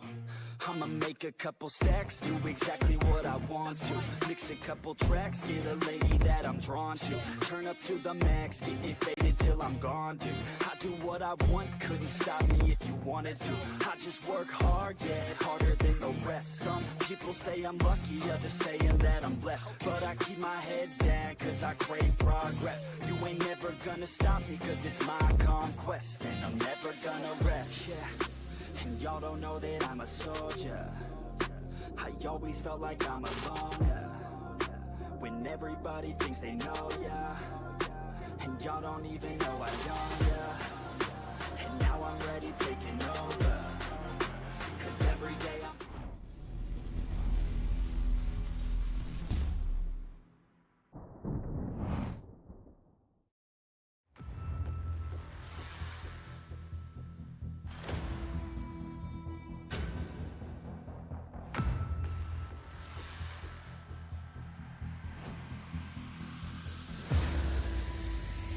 But oh my god, the Jinx is taken low already. Can we pick on a kill?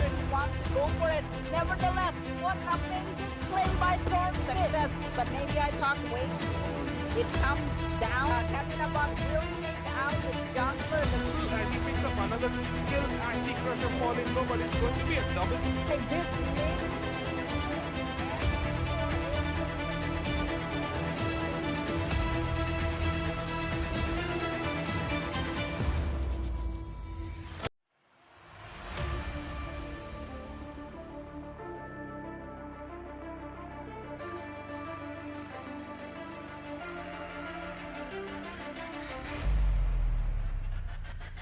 And there's a dragon fight right here. Katrina bot engaging with a flash here, but things are turning around.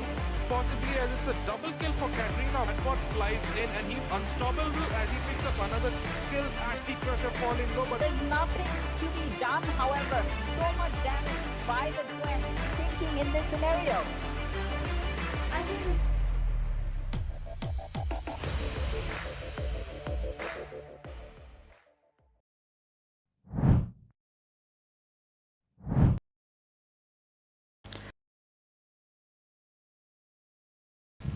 My people, we are here right now at the finals. The explosive conclusion of South Asia Legends Cup 2, organized by Selfmade Gaming, who have taken the initiative to bring League of Legends in South Asia, an organization which has hosted over 50 tournaments and has given all of us a chance to be there at the world stage and represent ourselves and our nations. We salute you.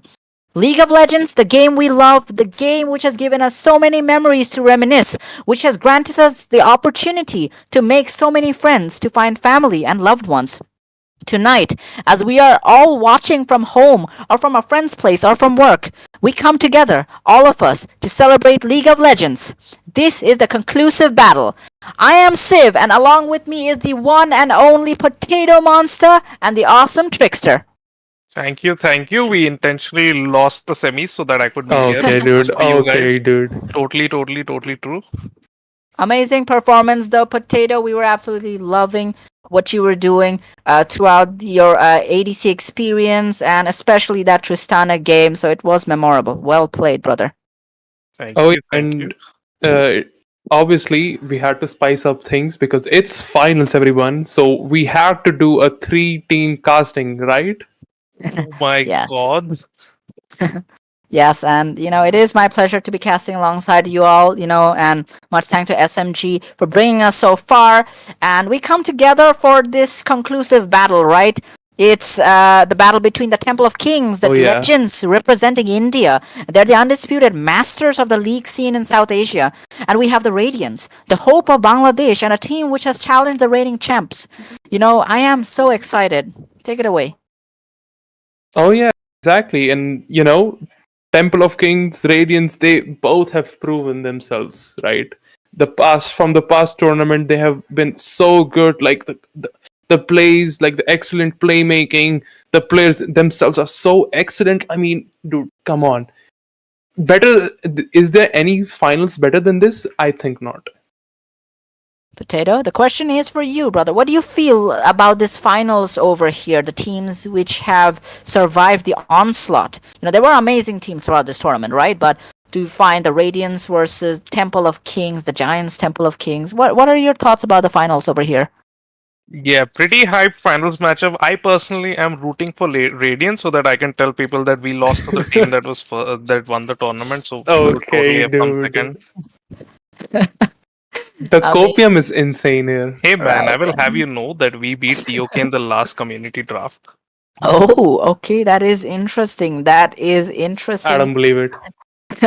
I mean, if he's saying it, it must be true. And it is not a small feat. A team like TOK, not only are they the reigning champions, their excellence has been profound, and to see their skills and their prowess in the Summoner's Rift, it has been such an honor. And looks like we are going to head into the game. What do you think? What are your bets? Place your bets, ladies and gentlemen, in the chat. Who do you think is going to win, Radiance from Bangladesh or Temple of Kings? And looks like we are into the ban phase. Graves, right off the bat, getting banned. Obviously, it is Insects.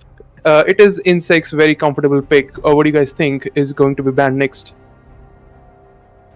That is yet to be seen, but maybe they will go for the Katrina bot ban and Singed ban. Interesting. Well, the Graves ban is pretty much expected. Graves has been extremely strong, building lethality ever since the changes in 14.1, where lethality no longer has a level scaling aspect and you just get the full value straight up from level 1. And it looks like we're going to see Lissandra and Talon bans. So both of those mid lane bans targeted at respective mid laners for their teams.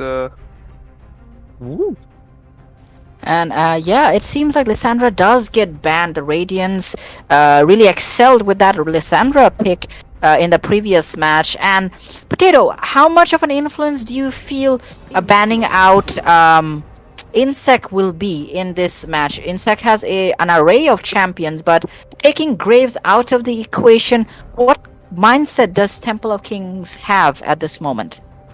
Definitely, I think the idea here is to take over the Graves. Graves is obviously very, very strong right now, and Insec is pretty comfortable on the champ, so it's pretty much always a good idea to take away a champ like that. I don't know if Black Infinity himself feels comfortable on the champ, but it looks like we are going to see Samira and Vayne bans pretty much target bans towards respective players, and we, as expected, we see the Misfortune. Lock-in Misfortune is also another champ that is benefited a lot by the lethality changes. So that's like picking that up immediately on first rotation is great, and they have the Graves band, so there's probably the one other champion that has benefited a lot from lethality changes in 14.1.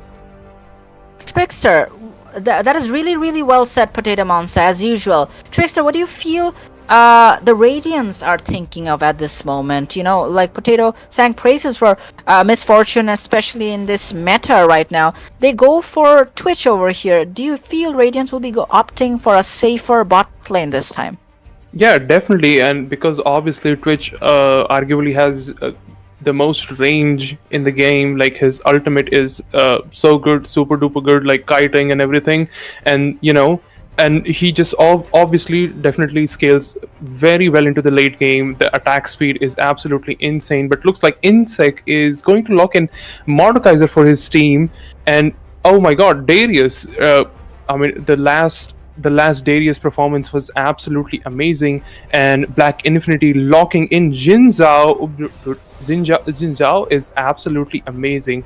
In fact, the performance of Jin Zhao, like before, I was absolutely stunned how much that champion can do. And actually, looking at a Javan pick, looks like we are looking at a Javan pick as well here. But oh, never mind. Nocturne is getting locked in by CEO of Satanism. Oh, never mind that. Oh, I They're cannot keep playing up. mind games. They're playing mind games with us, and it seems like Wukong does get picked at the end. Insect perhaps will be going for that Wukong. Now with the Twitch, Mordekai's and Mordekaiser's ability to take one person out of real life and into the depths of hell, it feels like the picks so far are pretty aggressive and pretty strong from the Radiant side, with Twitch being able to grant a lot of barrage damage from the backline. However, Temple of Kings picking Xin Zhao, I love that pick, and King has been amazing on the Darius as well. What are your thoughts, Potato Monster, of the drafting we have so far? Yeah, from the side of Temple of Kings, we have a pretty much run of the mill what you would expect from the current meta kind of draft.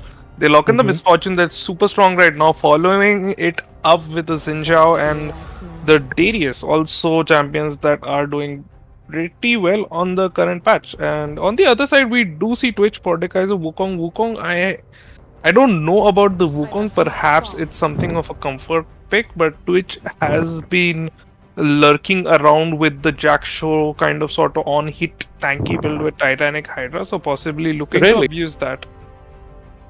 Indeed, well said over there. And we are loving all of the comments. Please keep on commenting. Please keep on supporting the teams you love. We can see there is a voting poll over there. There are 15 votes in. TOK leading with a 53% vote, while Radiants are trailing with 47%. Please vote. Please share the love. Yeah, Trickster. And yeah, looks like they are going to ban Katarina. Obviously, they are not going to give him his comfort pick again, just like last time they saw like how much better Catbot was with his own champion. Like he absolutely showed them like how much better he can be in his own champion, as well as Talon as well. Again, targeted to Katarina bot, obviously Talon as well. Last time I saw his build, it was really interesting build. He went Eclipse and then he went Frost Gauntlet, like a very interesting build. He actually was not being an assassin at that point, he was actually being a frontliner as well. So it just goes to show how much knowledge Catbot has in itemization as well as understanding the champion as well. So they had to ban Talon as well. Really well said, really well said. And before I give Potato Monster the floor to really assess both of these drafts, I would like to say Twinsy goes for an amazing comfort pick over here. He goes for that Rel. He has been excelling as a support throughout this tournament, a bulwark for the Radiants, and it is such a joy to watch him game. Potato Monster, please take it away. Please let us know what you feel about both of these drafts. Really like the Rel pick because it takes away Rel from TOK. So they can't run the Misfortune Rel combination where Rel goes in with her own ultimate and that just locks you inside the Misfortune ultimate, which is super strong. But both sides I see very strong scaling team fight compositions with the Corki coming in and the Renata Glass coming in to pretty much round up the composition. We have really strong backline damage coming from the Corky and the Misfortune, and then we also have the Renta Glass to just be there and kind of peel for them. The Xinjiao is pretty much just there to kind of hold down the early game. He's super strong in the early game, but other than that, he also has a bit of anti-synergy where Rizal just tosses everyone aside and Like Fair. maybe we'll get a misfortune moment when misfortune ults and Ninja ults, and they're like, okay, okay, Oh yeah. oh yeah, oh Y- yeah, boy. right. Right. Perhaps if Rel manages to get on to three people, he could just kick her out of the equation, right? Yep, and on the other side we have Twitch, Rel, Wukong, Irelia, and Mordekaiser. So pretty strong team fight from that side as well. But we do have the Mordekaiser and Irelia who kind of want to be more of like a split push threat, and there's that too. So I kind of feel like if the Twitch and the Mordekaiser do fall behind a bit, they might actually lack damage to possibly kill the front line of TOK, but we'll see where that goes. Right, expertly analyzed as always, Potato Monster. Trickster, if you would like to add on to what he has said, regarding both of these drafts, I believe both the teams have drafted very comfortably. They both look very aggressive and very balanced. There's a balance of CC, sustainability, and core damage in both sides. What do you feel about this? I feel like I have to disagree with the core damage part because I feel like in the Radiant sides I see a lot of sustainability, but I feel like I think they are going to lack that damage when it compares to Temple of Kings. While they have Right. a lot of damage, I don't think so. They have a lot of sustainability, so it's like a counter for each other. I can see here. So pretty great picks, by the way. But yeah, these two, like the lack of sustainability in one hand and a lack of damage in one hand. I don't know which one will win. What do you think? Well said over there, well said. And at the end it comes to the execution. Both of these teams, they boast players which are testament to great highly skilled and professional league players in the South Asian scene, and it is amazing to see these two teams at the final. The Temple of Kings, the reigning champions. It is such an honor to watch them play. And on the other hand, the Radiants, the headers of Bangladesh over here, coming to challenge the undefeated, the undisputed team which Temple of Kings is. Every time I get the opportunity to cast a Temple of Kings match, not only do I learn more about the game, but I learn about their mindset, their strategy, and their concepts of League of Legends, and I am a true fan. Let's see whether the Radiants are able to answer to the threat which Temple of Kings has been. They are just excellent. Potato Monster, what are your feelings about the match tonight? Are you excited, as I am? Oh, hell yeah. This is going to be a really amazing matchup. I think TOK is pretty much everybody considers them the favorites going into this matchup, but I think Radiants are no slouches and they could pretty much give TOK a run for their money and try and possibly break that undefeated sort of streak that they have. Fair, fair, fair. That is a very bold and correct statement in the case that it is a possibility, right? They did come this far, okay? But we have also seen people come this far and fail against TOK. So the Radiants will have to play the best games of their lives. Wouldn't you say so, Trickster? Definitely. And I mean, Temple of Kings have time to time shown that how much better they are, but I feel like Radiants are just growing so much on me. Like I saw the whole, like I've casted the whole tournament, I've seen their matches. They have such intense players. RT obviously is such a great top laner. His Aatrox games are so amazing. Aizen, a great ADC. Twinsy as a support. I mean, like you said, this guy is also, I'm really big fan of this guy Israel as well. So yeah, great teams, great excellent players. Now we just have to see which one comes on top. It is finals, ladies and gentlemen. Radiance versus Temple of Kings, Bangladesh versus India. Let us know in the chat who are you rooting for. Right, indeed. And the voting results are up, and it seems like TOK are the favorites so far with 53% having voted for TOK. Nevertheless, the Radiant is not far behind, 46%. Let's see whether they are able to do the impossible, basically, and which is beat Temple of Kings. Yep, and that is the question tonight. Who will come out on top? Radiance or TOK? Pretty much like we could pretty much say that these are the best teams that India and Bangladesh have to offer. So this is pretty much India versus Bangladesh. Oh yeah. Right, right. Fair enough. Nevertheless, I would like to say the communication and the brotherhood or the communion we've had, India and Bangladesh, it is very commendable. Not only are we neighbors, but we are here as, uh, together, united for this sport. And I absolutely love the relation we all have, the community. We are a huge community. We're like family. And it is such a pleasure to be able to cast alongside all of you and watch these amazing games. We come together for League of Legends, and that's the most beautiful part, right? Pleasure is mine, brother. Pleasure is mine, and well said. I'll really, it has been a really learning experience casting alongside you as well, sir. Fair. I appreciate it, and yeah, it feels great that we are all here together. And it seems like we have feed as well. Potato Monster, take it away. We are here at the finals, right? Let's get hyped. Let's get it, brothers. Oh, It is yeah. Radiance versus TOK. TOK on the blue side. It looks like Radiance, all 5 members are barreling down the mid lane, so we might have a spicy invade on our hands. Mm-hmm. Sheesh, the invade looks very likely. Twinsy being the vanguard. It seems like Whey Protein will have to flash right away. Nevertheless, the my ward is God. not taken out. Trickster, that was pretty close, wouldn't you say so?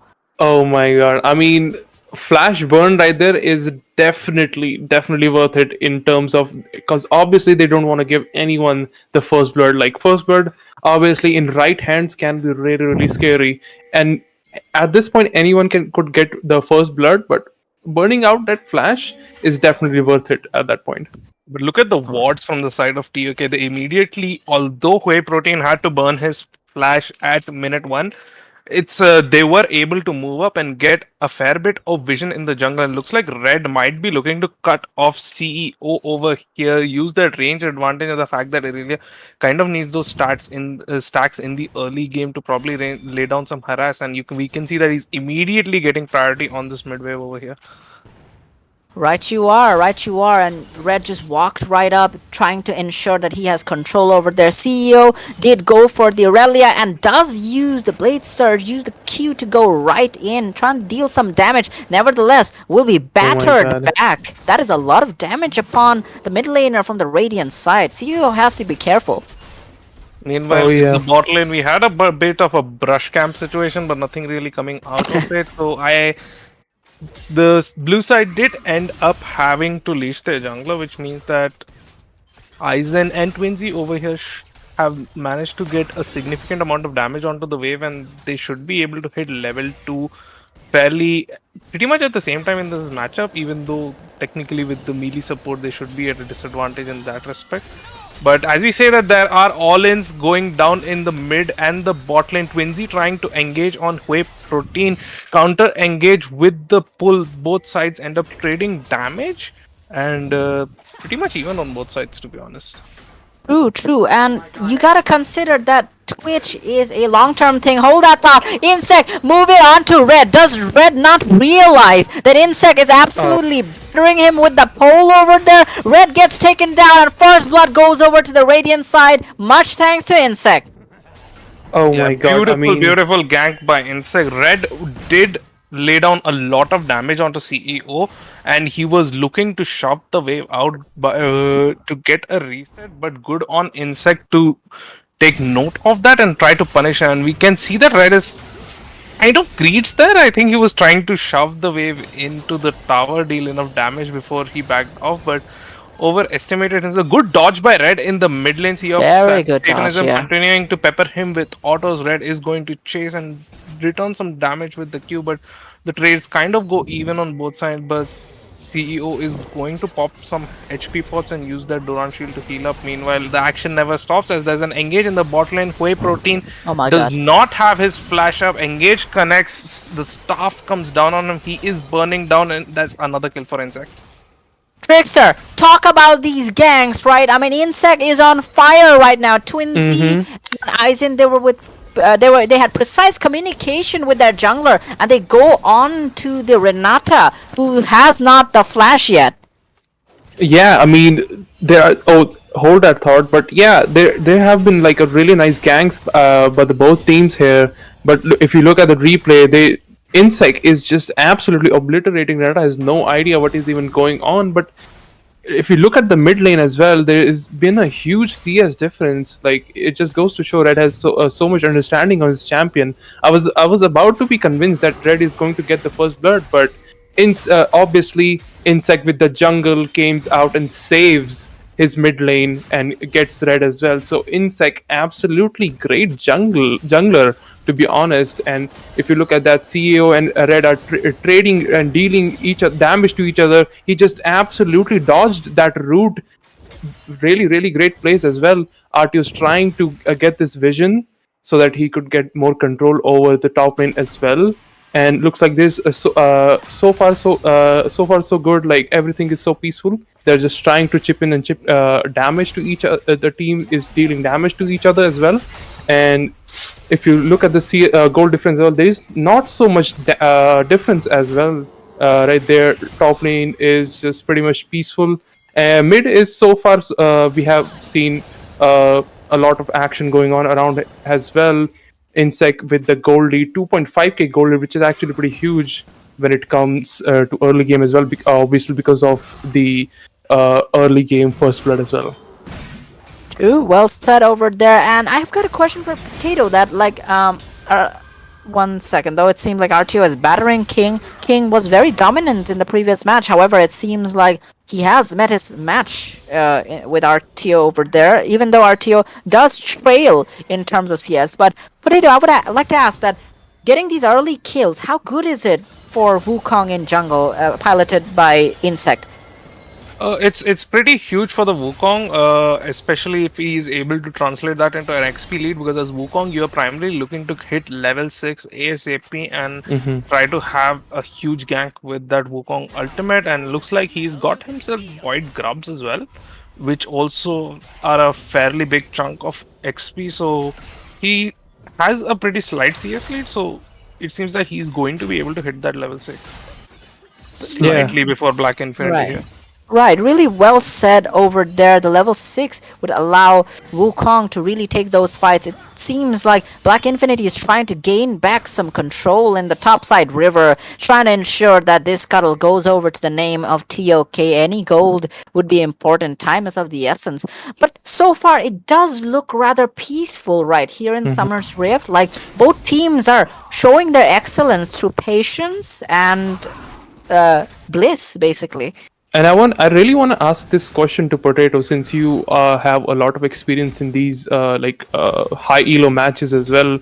What do you think? Is Void Grubs actually better early game? Like, taking Void Grubs in the cost of first Dragon? What do you think? Should you take first Dragon or should you take first Void Grubs? I think Void Grubs is certainly something that is right now being heavily overvalued by a lot of teams. Void Grubs actually don't do a lot unless you get to like those 5 or 6 stacks. So a pretty common strategy right now is to try and grab one grub and just leave and go contest Dragon, because Dragon certainly right now seems to be the better objective on the map. Right, actually, yeah, well analyzed, actually, well said. I mean, I was thinking the same thing, that I don't know, Void Grubs is just being over exaggerated by a lot of teams as well. We have seen those Void Grubs, the Void fights as well. They are trying to contest those Void Grubs, but I'm just still really thinking if Void Grubs are really so much worth. Hold that thought. King just pops out Ghost. There's action going on in mid lane as well. Black Infinity trying to gang CEO of Satan. Satanism just dies out. The dive comes in from Black Infinity and the kill goes to Black Infinity. Great dive, great gank. By the way, look at the replay. Right, and it seems like King was just getting ready for a pop over there. He just pops that goes right in it. Nevertheless, I believe RTO does not get absolutely decimated over there. However, on the other hand, expertly played by Black Infinity just goes right in. Wouldn't you say so? And that's the power of the early game Xin Zhao. Just insane amounts of damage. But it looks like there's a brawl going down in the top lane. Death Realm comes out. Darius trying to kite it out. Both top laners are going to disengage for now. And that seems to be the end of that little scuffle in the top lane.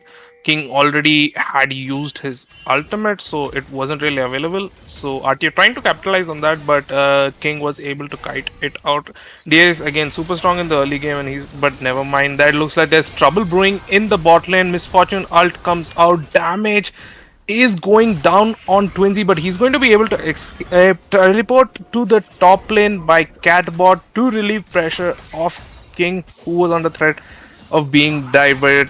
The action, it seems like, doesn't stop. There's going to be a fight over the Rift Herald. Both Xin Zhao and Wukong for their ultimates. It looks like the blue side bot lane is going to rotate first, and Insect goes down. Aizen pops the spray and Prey tries to return some damage. Irelia is looking for a flank from the other side. Stun connects onto Whey Protein, but he's going to be able to walk out as Catbot comes in to follow up and support his teammates. And holy shit, what a sequence of events. I mean, a lot of things went down over there. Insect really wanted to take this fight over here. However, you gotta hand it to TOK for their communication. Misfortune is right over there. T-Berry just goes right ahead and ensures that Xin Zhao gets that kill. Both kills going over to his side. And by the time CEO had made it to bot side river, the battle had already ended. And he did not commit to it because there was definitely his team telling him, you know what, we can't. It's just not possible. Not without Insect, the most fed member of our team so far. It was interesting to see TOK really get an upper hand in that scenario, and it was entirely because of their amazing communication. Yep. Yeah, and it looks like they are going to use the tempo advantage that they got to get Void Grubs. There's really nothing else on the map to take, so this is a perfect time to kind of sort of take Void Grubs. Meanwhile, T-Berry might be in trouble here as his support is far from home, and Misfortune is not exactly a champion that is great at outplaying dives, so he might find himself in a bit of a pickle here. But it looks like big damage coming down to Aizen, so they are probably not going to go for the dive anymore. T-Berry manages to stay afloat here, and Void Grubs pretty much get picked up for free. There's about a 1.2k gold lead for the side of TOK, and pretty solid objective control as well. Truly, well said over there, well said. And even though it was pretty peaceful, tides have changed, and TOK now have a substantial 2k lead over here. Red probably had a heart attack over there seeing Wukong just appear from the brush. It was not warded. Nevertheless, it seems like he will just batter down Irelia over there. Irelia just trying to survive, trying to get tanky enough so that she can take the fights. Nevertheless, it seems pretty scary that Twinsy is already there. However, Xin Zhao is waiting in the brush as well. And they all back away, and we get back to see the two big boys in the top lane brawl it out. Black and Berry dashes onto the Wukong clone, but Wukong is like, I'm out of here, boy.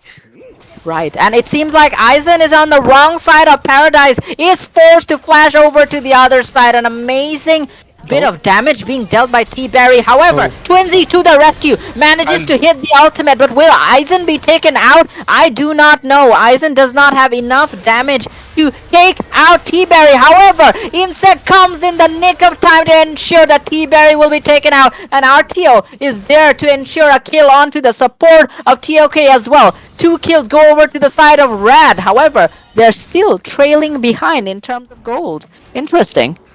Yes, this fight started out super in the favor of TOK. They were able to burn the Twitch flash, but they didn't realize that Twinsy was already on his way back. Tried to go for a dive on the Twitch, but their team was just wasn't there at the moment, so it was kind of greedy, and they end up getting punished for it. Meanwhile, King was able to shove a huge wave, get a fair bit of CS in the top lane, but never mind that. CEO of Satanism is in trouble as he finds himself on the receiving end of Black Infinity stabby spheres. My god. But it does seem that Wukong did steal the red buff, so. Right, I mean, some kind of victory over there, but Yeah, the jungle stabby gap. stabby was pretty the stabby stabby was pretty dangerous. Now, Trickster, question for you. How do you feel the game is progressing so far? Even though the Radiants are getting these kills, has a 1 kill advantage, and we know early games are incredibly important. However, TOK are very much consistent with their gold management, wouldn't you say? They are leading, even if slightly, with the gold. Yeah, definitely. And I would say, even though the gold is slightly just better than the Radiants, but I would say Insec, I would really commend Insec about his timing as well. His ganks are absolutely amazing. He just came right on time to save his teammates right there in the bot lane as well. But yeah, I would say great money management as well. But Insec, I should commend Insec as well for his timing about those ganks as well. But looks like there is going to be somewhat of a peaceful game so far going on around. I would say it's pretty much even out, even though there is 1 kill advantage for Radiance there. Red is looking for Red is looking for a Rome as well. It looks like King versus RTO is going in for the brawl. They are exchanging each other. They are exchanging blows with each other. RTO pops his ult and takes down King. A solo kill by RTO and absolutely obliterates King. Darius is not a scary champ anymore because Mordekaiser is even scarier. And on that note, Red team slays the dragon. Red is looking for a kill on CEO of Satanism as well. However, Protein is a bit of a predicament. He's between two people. Oh my god, Misfortune ult comes in. Twinsy dies. Twinsy is dead. Eberry slays Twinsy. A lot of things going on right now, and we gotta start with what happened at top lane, right, Potato? I mean, look at that. King manages to take that fight. However, it is to no avail. You know, Mordekaiser dealt so much damage to him, and you put him into the death realm of some of your stats being shared or like taken away by Mordekaiser over there. Mordekaiser is incredibly tanky, and you can see that even when Darius did manage to ult with all of those stacks, it was to no avail. It could not execute Mordekaiser. And with R2 having the Riftmaker on, it does not feel like King on the Darius would be able to take these fights anymore. What would you say, Potato? Yeah, he's still sitting on a bunch of component items. The Negatron cloak obviously is super great. On the other hand, it does feel a bit bad because RTO was able to roam around and get a bunch of kills with that teleport to the bottom lane. But Mordekaiser definitely outscales the Darius in this matchup. But another, speaking of outscaling, we also have the Corki who has already hit level 11, which is where he gets the second point on his ultimate. And at that point, the rocket damage really ramps up. So this is pretty much the point where Corki is online. He has his Muramana completed. He has his sock shoes, so he can chunk pretty hard. Correction, not Muramana. Mana Mune is completed. He's almost done stacking it up. So once that's stacked up, he's going to do a ton of damage. I mean, the CEO of Satanism also has the Bork, but never mind that. As Black Infinity seems to be have been caught by Mordekaiser and the Xinjiao, Renata Glass ult is going to come in to kind of sort of disengage. Lots of damage being dealt.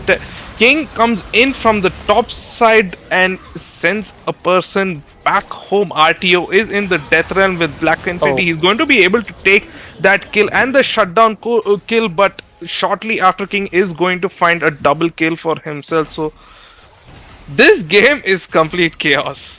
It is completely chaotic, and it's Speaking of chaos, Hook lands on to Twinsy. He's going to be able to jump out, does not take too much damage, pretty tanky on that rel over there, but it looks like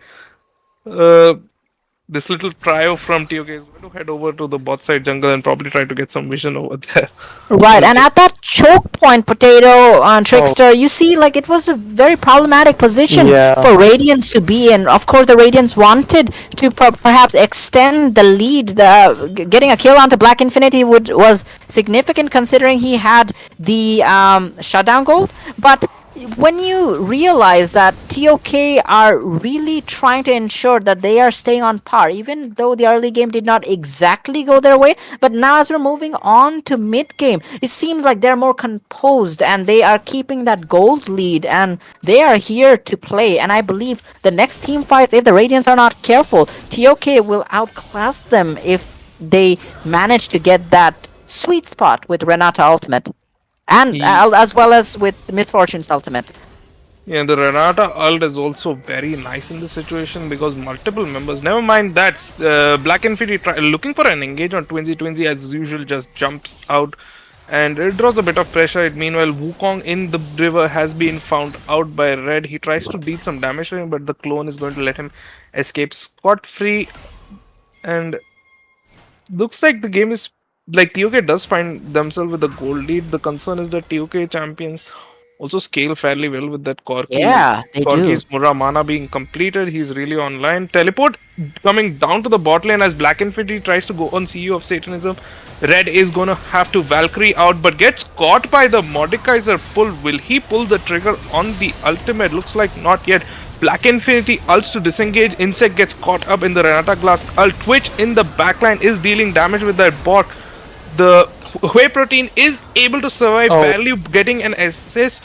Red is looking for blood. He is looking to take down Insect. It looks like he is going to go down. Meanwhile, Mordekaiser gets one in the back line. He's able to land a pull on Black Infinity. Black Infinity's HP is dropping low, and it's going to be a double kill. And they were able to do all of that because King doesn't really have teleport, so he couldn't join this fight. So he's trying his best over there in the top lane, trying to get that turret goal. He's going to get a huge chunk of gold. So the fight still is kind of gold even. Right. And you know, like, it was such an exciting fight. It felt like TOK was winning that. The Radiance were had got the upper hand, or like got the drop onto TOK. However, TOK just came back with the Renata ability, allowing them to survive. You know, and that was a beautiful Renata ult as well. It was fairly even, wouldn't you say so? Like 4 down from both sides, and that was an excellent fight, an excellent team fight to witness. What do you think, Trickster? Definitely, and it just goes to say that the TOK are just trying to, make those mistakes as less as possible, and they're just trying to play off with those mistakes that Radiance does, because obviously they know the early game didn't go as much well as they thought it would, so they are just trying to play off with those mistakes the Radiant made, and looks like they are going to take a early Baron here. Blue teams gets the Baron. Twinsy is trying to make a play here, but he cannot do anything at this point. Twinsy just gets caught up in middle of 5 people and just dies. CEO is also in middle of 5 people. He's trying to get some kills, but Black Infinity just slays CEO. CEO is out of the game. King is doing excellent frontlining. RTO pops out his ult and taking himself to his death realm. King is trying to survive as much as possible, but Ace goes to Misfortune. Ace goes to TOK. The champions are showing them that they are the champions. They are the champions. Right, and you could say that was a masterfully crafted team fight by TOK Temple of Kings, showing us why they are where they are, why they are the reigning champs. It was so beautifully planned, a very prompt Baron, wouldn't you say so, Potato? Yeah, they were able to capitalize on the fact that Radiant still needed to get their resets. They kind of delayed on them a bit, and immediately the response is they go take the Baron. Twinsy was trying to stall for time there, but he ended up getting caught and popped before his team could really assist him. Aizen did try to do some damage, return a decent chunk of damage with the spray and pray active, but wasn't really able to take anyone down, and pretty much kind of a disaster situation for Radiance, because now they're looking at about a 6k gold lead, which is pretty significant at this point in the game. So they're gonna have to buckle up and kind of hold the fort for a bit, as TOK is gonna look to use this Baron to knock down some towers for themselves. Really well said over there, Potato. And it's interesting because the Radiants, they had a kill lead and they were doing pretty good. They were playing formidably. However, it was a disaster team fight for them over here. Unfortunately, Twinsy did get caught, but you gotta give it to TOK though. Every mistake which their opponents make, they are skilled enough and experienced enough to capitalize it to the point that it was an ace. And you gotta hand it to TOK. They are the Temple of Kings, the best South Asia has to offer. The Radiants cannot afford to make mistakes like these when playing against the best there is, right?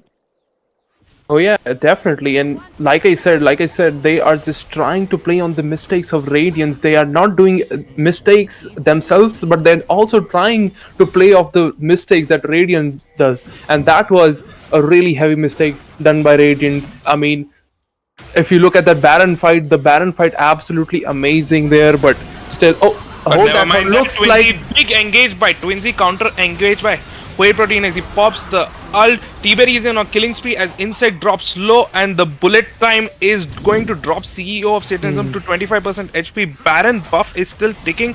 Missile connects, but CEO is going to survive with a sliver of HP as Radiance walk away with their tail between their legs, and it looks like the price for that is going to be this inhibitor and perhaps the game itself. looks like they're getting greedy for this tower as well. And oh my god, they just Another pulls big out the- engage. It's going to be the Renata buff in order to try and save Black Infinity, but RTO comes in clutch as he's able to take out a member. CEO is diving onto the backline, finds the misfortune. Aizen barely survives. Whey Protein is going to try to run, but he Oh, won't no. get very far as it's going to be a double kill being picked up by CEO.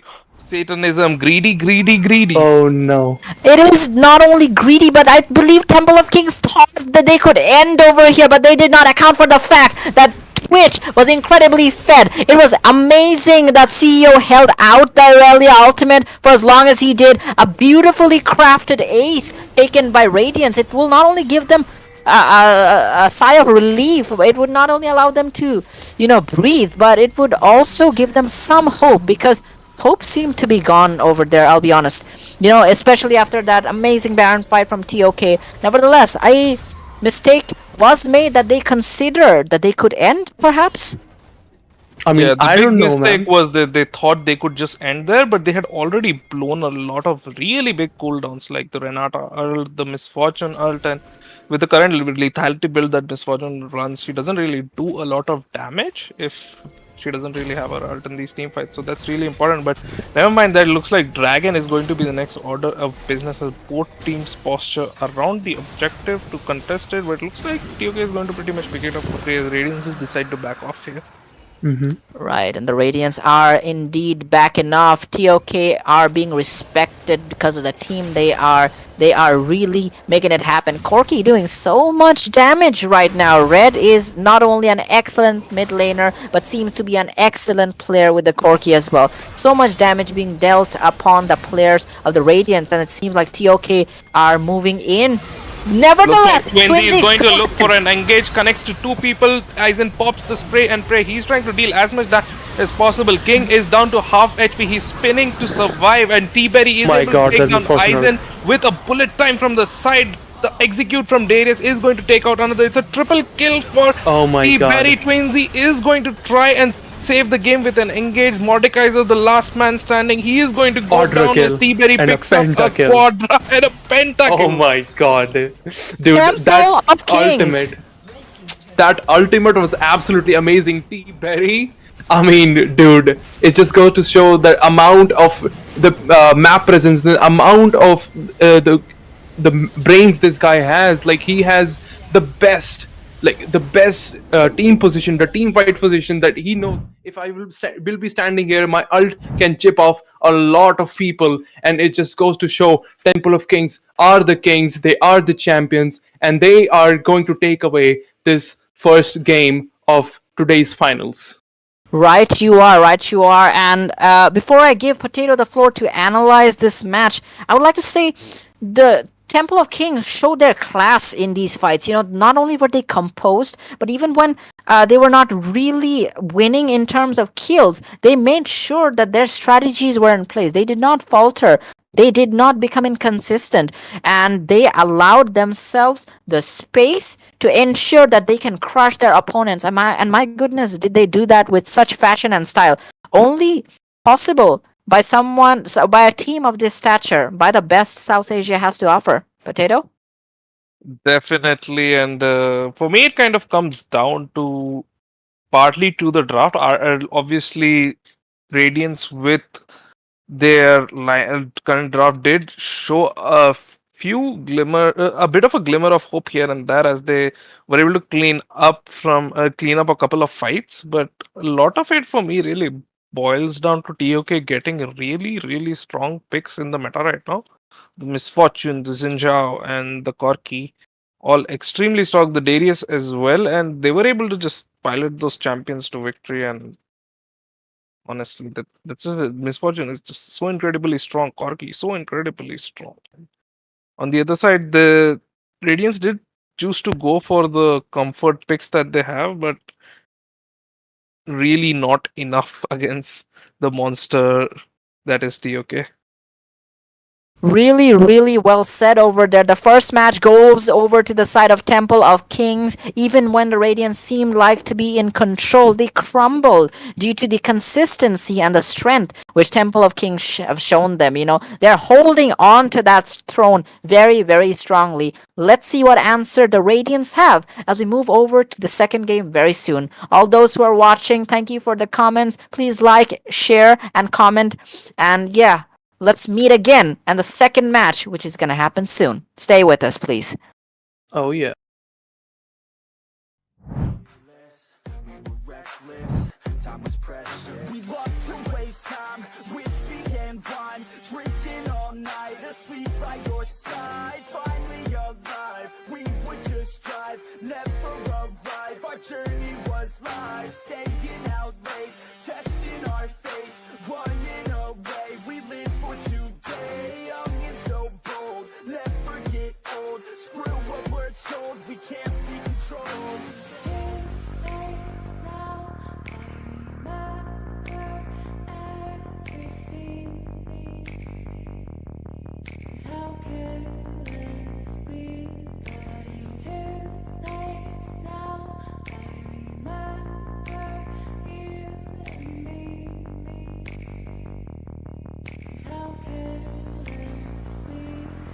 It's too late now, I remember everything and how careless we could be, and how careless we could be, and how careless we could be.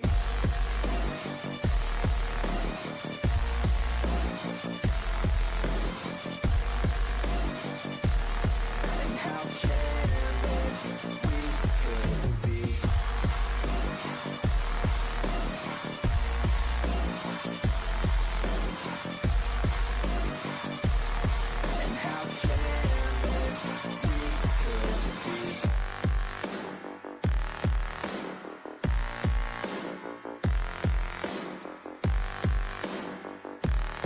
And how careless we could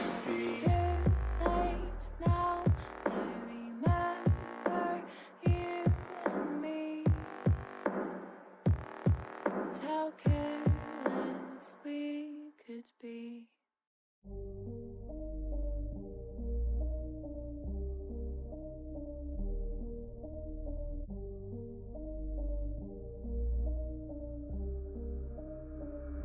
Sometimes I'm feeling high, but sometimes I'm feeling low. I wanna stay inside, I could call my bed my home. I've been trapped inside my mind, that's what keeps me in the zone. I think that I'll be fine, but I do not really know, yeah. It's too late for me, not too late for you to be great, you see. The pain's worth the truth, I don't wanna be just someone that's new. I speak my mind so free, so you could hear the truth. Yeah, I know that we all have fear. In the back of our minds we hear the devil that's in our ear. Let it push you to see more clear. I don't wanna think about the pain no more. Everybody's not the same, we all open different doors. Yeah, we've all got different brains, that's what keeps starting these wars. I just stay within my lane, hope my words even score. I just try to keep it real, find a way to buy a meal, find a way to make a deal, find a way to help us heal. I don't wanna have regret, that's what pushes me to get everything I wanna get. Work with every single breath, yeah. I know that we all have fear. In the back of our minds we hear the devil that's in our ear. Let it push you to see more clear. I know that we all have fear. In the back of our minds we hear the devil that's in our ear. Let it push you to see more clear.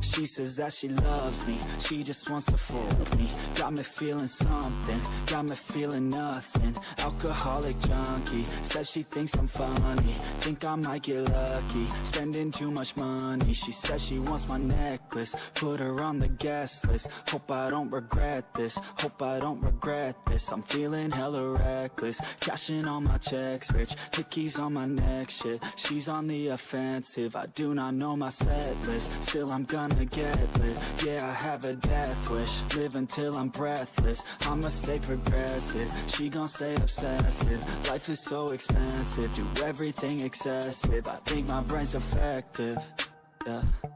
Can't think when she's aggressive, yeah. She snuck into my section, yeah. You think I'd learn my lesson, yeah. And we ain't getting no sleep. These girls don't even know me. Like Drake, I'm getting trophies.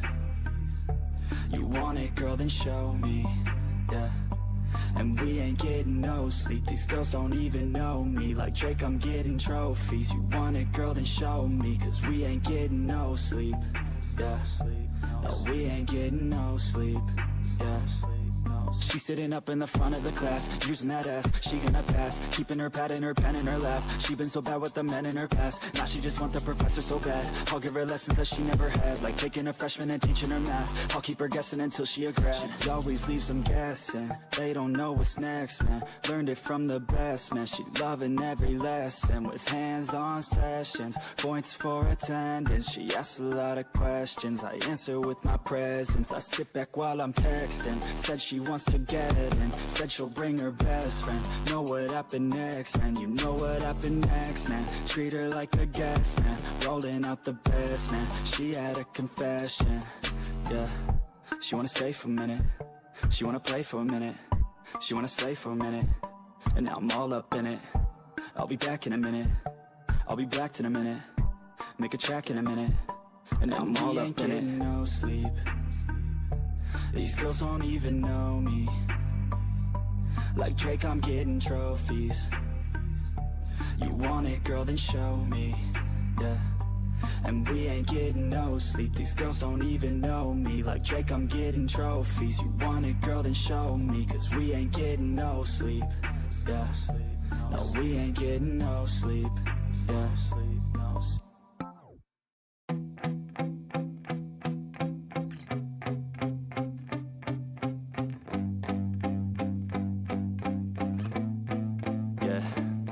My hands steady, I feel ready, but my legs heavy, I don't get it. How come I haven't hit it already? Still working, I'm still learning, I'm still searching, finally earning something, finally turning something called a profit. If I hear you talking shit, don't get caught in it. I'll be popping off and hit your ass, dropping all your shit. Yeah, I promise this, I got promises, you ain't stopping this. Cross my shit, you'll be knocked unconscious, bitch. That's the consequence, I got this, I will not quit. Man, I'm on it, honest, I'm gonna launch quick, then I'm gone. It's just a matter of time before I'm over the climb and moving under my prime. Just quit my 9 to 5, I'm rocking, and they watching, cause it's shocking. Dropping all these top 10 songs, so stopping. It's time to live my life, it's time to live, not die. Wish I could slow down time and just enjoy the climb. And I'm the one to get it, bro. I swear to God I get it, bro. So don't just let me get it. Yeah, let's go. I'm gonna get it, yeah. Yeah, I'm the one to get it, bruh. I swear to God I'll get it, bruh. Hey, I ain't never giving up. Said I never give up. I got this, man, I got it. I will not quit, I'm on it. never rock it. Got the block lit, I'm toxic, spitting logic, make them nauseous, honest. Can I stop this? Never cautious, drop it. I'm the hardest. Dark, bitch, watch it. I'm the fucking king of rock, bitch. Poppin', spitting hot shit. I'm dropping, chronic. I think I'm motherfucking lost it. Back, matter of fact, making racks where it's at. Have my back to the mat, not an act, that's a fact. We attack in a back, no react, no react. Think I'm black, off the jack. While I rap, not the step, ruin jab, give a crap. We're advanced, I'm the man. Got a plan better than both brands. Goddamn, I'm a rhyme till I die. Never lie, that's a lie. I don't try, I defy. Get the time that I'm right, yeah.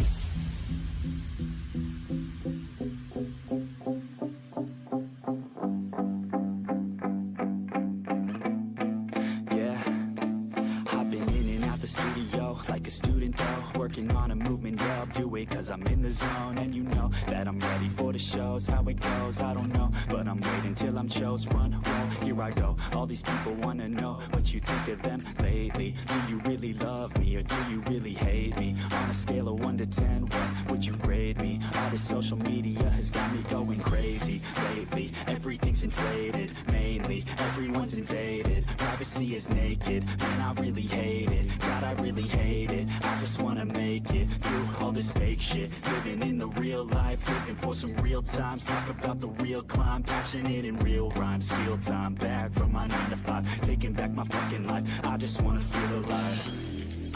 And I'm the one to get it, bro. I swear to God I did it, bro. So don't just let me get it. Yeah, let's go. I'm gonna get it, Yeah, I'm the one to get it, bruh. I swear to God I'll get it, bruh. Hey, I ain't never giving up. Yeah, I never give up. Fake it till I make it. Motherfucking take it back from these haters. Playing tracks for the traitors. Got the passion and depths with it. When you feel it's hopeless, when you think that you lost, oh, I will take your hand and we'll rise up from the dust. Oh, here we go, go, go, let us heal and grow. You won't be alone, we're unstoppable. Don't be afraid to show what we're going for. This is what we know. Here we come back to life, we're still breathing. Standing up, everybody's gonna see it. Oh, all you need to know is that we're holding on. Even if we fall, we will rise up and we follow the path that we believe in.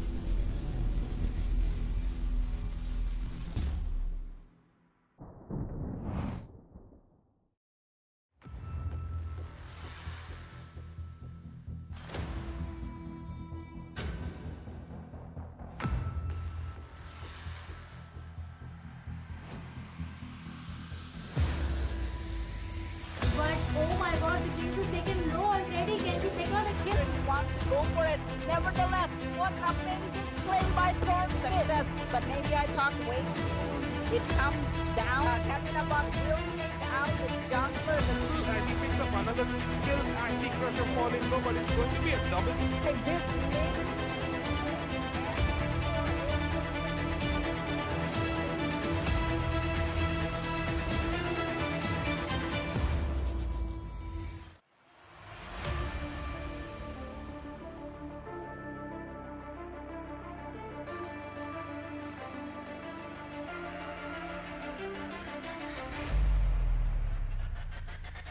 There's a dragon fight right here. Katrina Bot engaging with a flash here, but things are turning around. Possibly as it's a double kill for Katrina. Bot flies in and he's unstoppable as he picks up another kill. Anti-Crusher falling low, but There's nothing to be done, however. So much damage by the Gwen thinking in this scenario. I think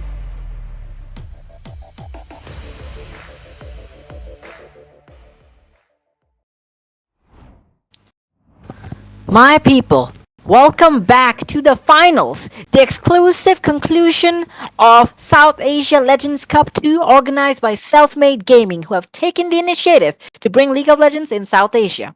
An organization which has hosted over 50 tournaments and has given us all a chance to be there at the world stage and represent ourselves and our nations.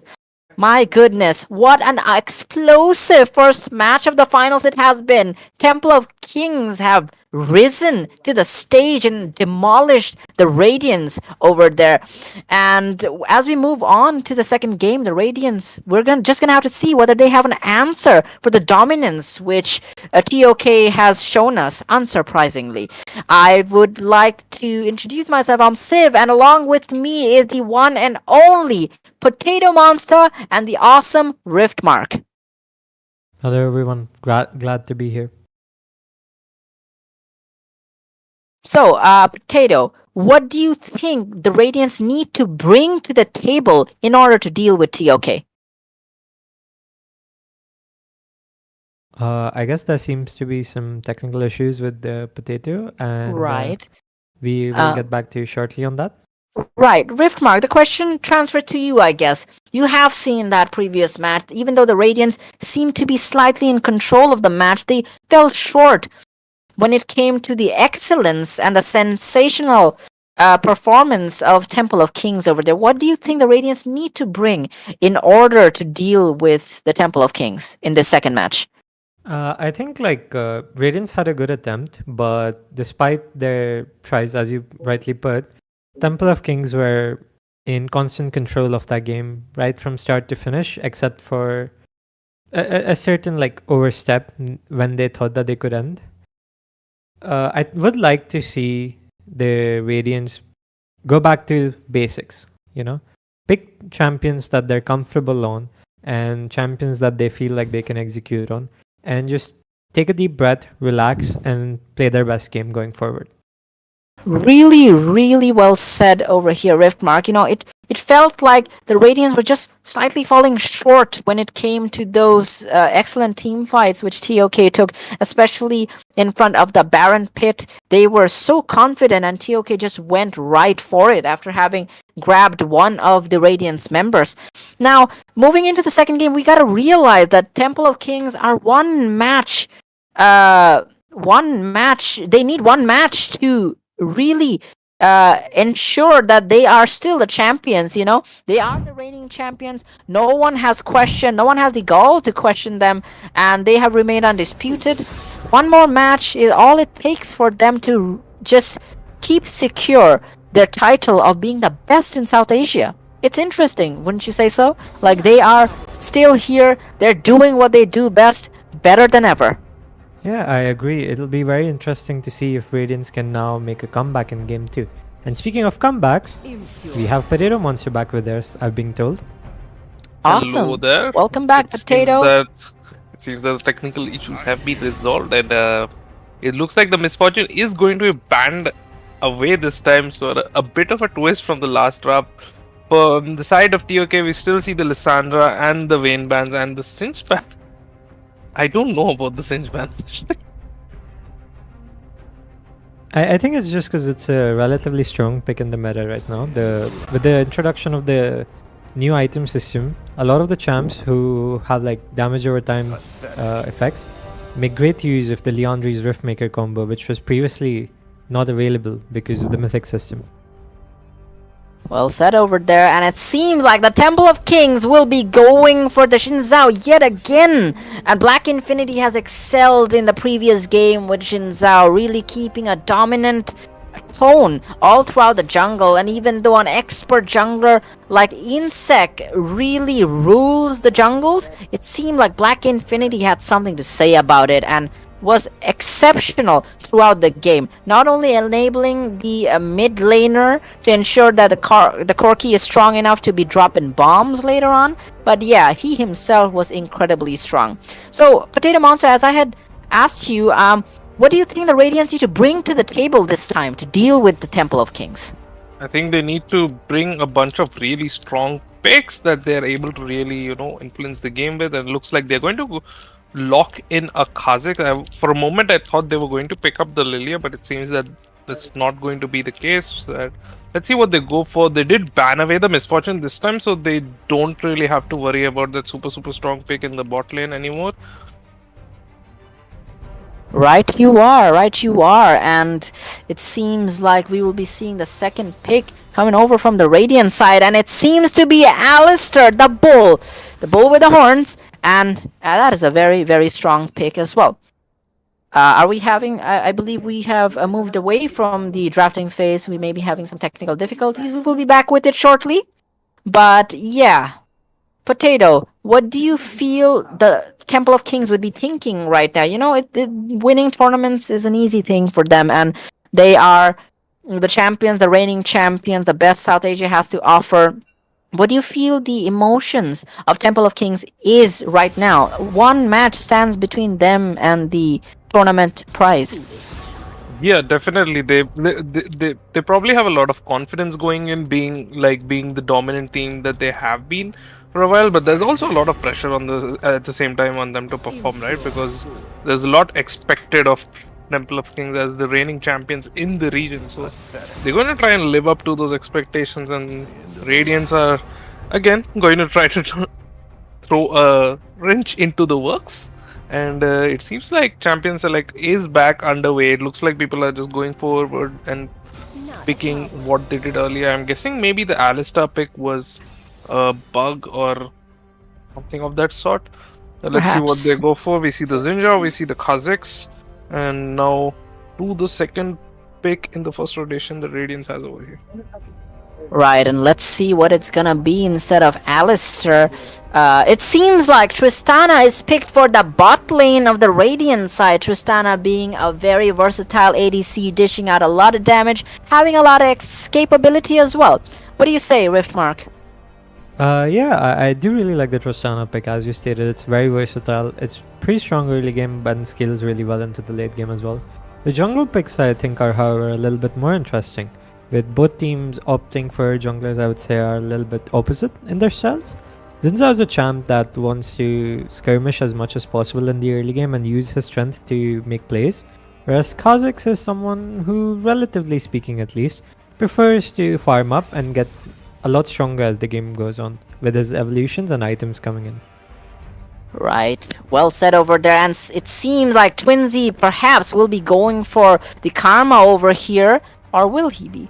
Let's see what kind of support they opt for. Blitzcrank does go pretty well with Tristana. Will this be the final choice, however? But no! RTO's Aatrox is secured! I think it's a really good idea to lock in your top laner on the R3, because it allows you to ban away champions that you don't want to face in the top lane, making it much harder for King.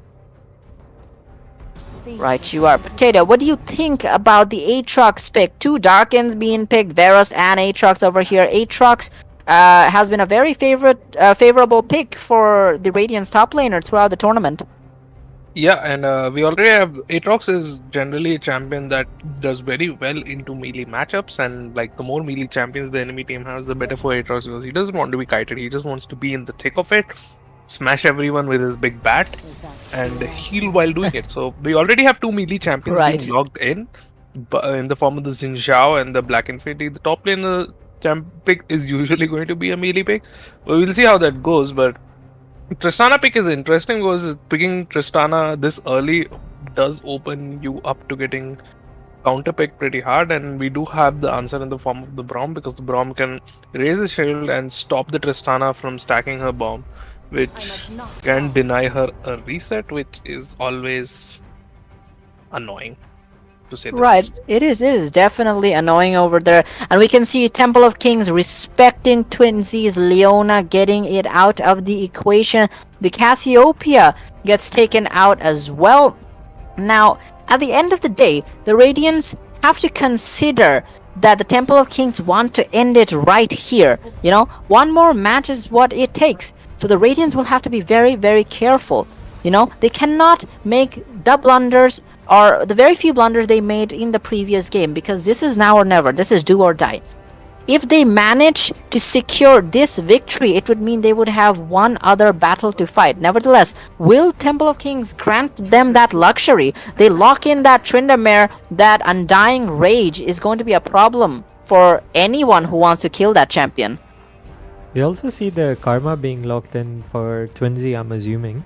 Although it can be flexed mid as well, because from what we've seen so far of Twinsy in the tournament, he prefers to be on melee engaged champions like the Leona, the Rel. So it will be a little bit of a stray from his usual path if he does go with the Karma. However, I think it does make sense because Karma Dispatch has received massive buffs, and I've seen it a lot in solo queue, and there's a overall good champ. And Right. as we see with the Kali Loken, it is in fact going support. Right, you are. And Potato Monster, you gotta consider it's a very, very aggressive, yet in a way balanced team on the Radiant side. But you gotta give it to Temple of Kings, though. Expertly drafted. The Braum, Varus, and bot lane ensures a very safe, but ensures a very safe and calculative bot lane approach, with the Varus ult being a factor. And Red has pretty good ultimates to take from the Radiant side, wouldn't you say? He has a couple of ultimates. He could go with the Aatrox ultimate for mostly the move speed, and the Kha'Zix ultimate for maneuverability. Tristana ultimate is a good nuke on Silas, but not exactly the best ultimates, to be honest. But he does have a decent matchup in the mid lane. On the other hand, I'm really liking Radiant's draft this time.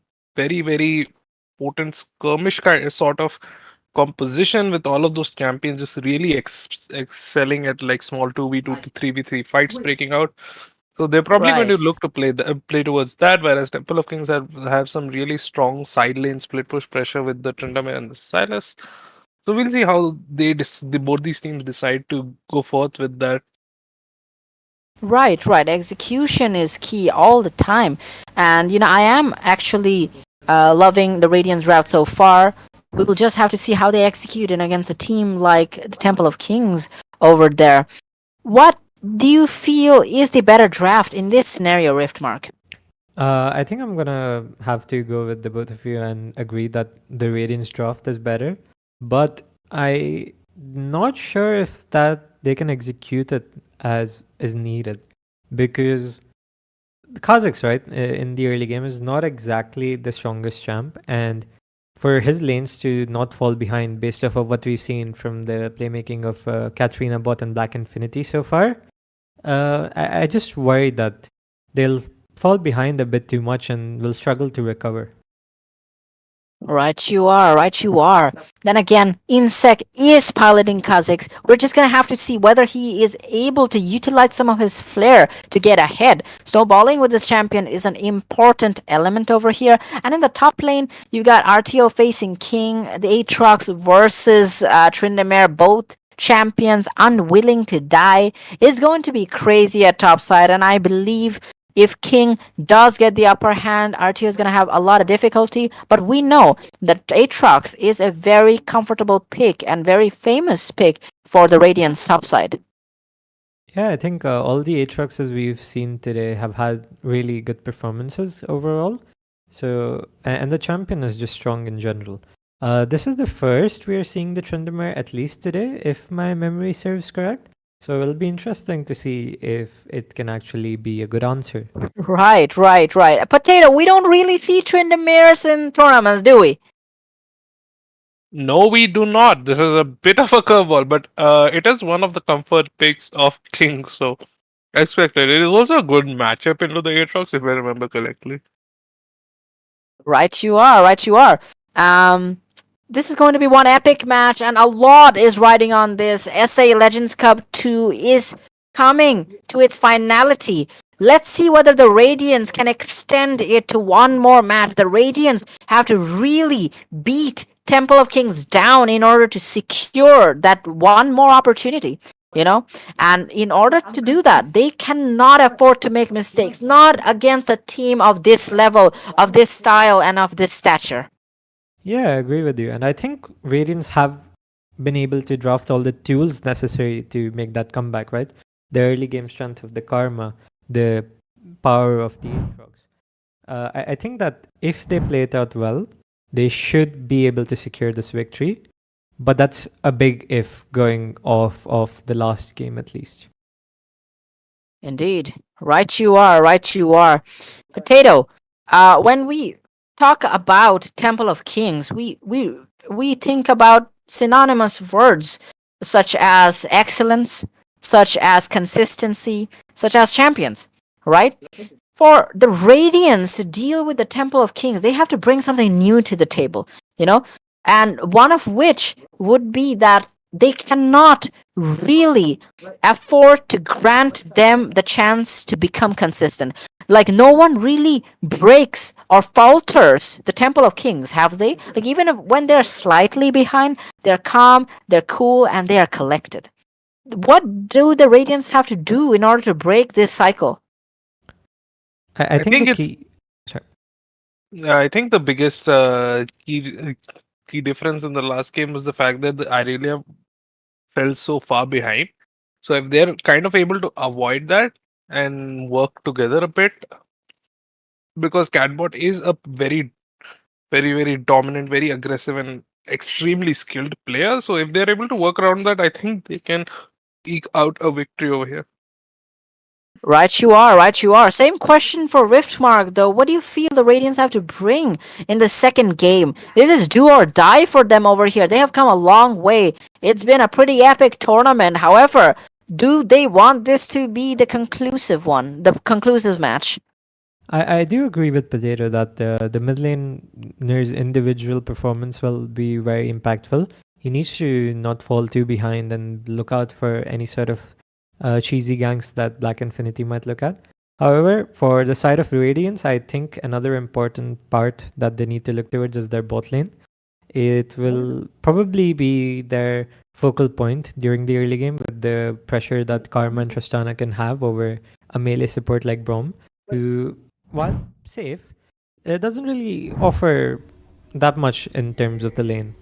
Besides the Truly well safety. said. Well said over here. And we are here at the second match of the finals. All of you who are watching, thank you for supporting us. Thank you for supporting SMG. And we are celebrating League of Legends all together here. And it is an amazing, amazing experience. Please like, share, and subscribe. Please feel free to comment so that your voices echo so that we can see who you're supporting through this amazing experience of a final. And it seemed like Red wants to deliver some pain on the CEO and just walks away after having taken some damage. A Potato. Yeah, that's a naughty silence because the Kali is very strong at level 1. So pretty much a cheeky engage by Red over there. They both of them are just going to reset and come back with full HP pretty much. Right, Let's right. call it an exchange. Call it an exchange of greetings. Right, an exchange of greetings in the most violent of manners, my friend. And we see Red very, very, very comfortable over here. Catbot is in form, is in the right mood for this tournament. TOK have it all under control. The Radiants have to break the cycle, my friends. Let's see what happens. An interesting thing, I'm not sure if it was intentional and maybe something like I missed, but Black Infinity actually started the game off without items and walked into the enemy jungle and then had to recall to buy his items. I'm wondering if there's a strat to that. Is any of you aware? Yeah, it's called if I have no items, I lose. So I go back and get items. Fair, So you fair, think like fair. it was just a mistake? That Yeah, he- there's no reason to go out without items. Fair I was enough. thinking maybe he felt like he could get like a larger purchase if like he got a couple of those maybe. maybe. Perhaps indeed. The Brawn is very problematic, especially if he gets the stacks on. It seems like CEO is dishing out a lot of damage. Perhaps some vengeful mentality since he had to deal with a very problematic Corki the last game. Yeah, as we talked about earlier, right? Like the lane presence of the Karma is not really something that a Braum can match in the early stages. And it'll be interesting to see if the side of Radiance are able to play around it. Yeah, it looks like the brawl is going down in the mid lane. It's going to be first blood secured by Insect jumping over the wall Raptors. It seems like it's a rebroadcast of game 1. The only difference being CEO of Satanism was pretty much winning that fight on his own in this case. Right. Insect comes in like a hero, and as you can see in the replay, Red was very, very low over there, and even though Akali was dishing out so much damage, Insect comes in, shoots them missiles, and takes out the mid laner from TOK's side, granting one very necessary kill over to the Radiant side. Yeah, I think another important thing to note with that gank is, right, that the Silas had to blow his flash as well, which makes it a lot tougher for him to play out in the next few minutes as well, because the Akali still has her flash up. Right. It makes Silas even more susceptible for ganks, and for a champion like Kha'Zix, piloted by a player like Insect, Red has to be incredibly careful. And I know that's not really his playstyle, but he is an amazingly balanced player overall. Yeah, as we see, Black Infinity looked for a top lane gank, but it seems like it didn't work out, so he goes back to the Skull Crab instead. Big trades in the mid lane. Both mid laners losing half their health. Right, they are doing so, and well, Kha'Zix getting the early kill makes it pretty good for Insect in this scenario. Potato Monster, are you looking at what's going on top side?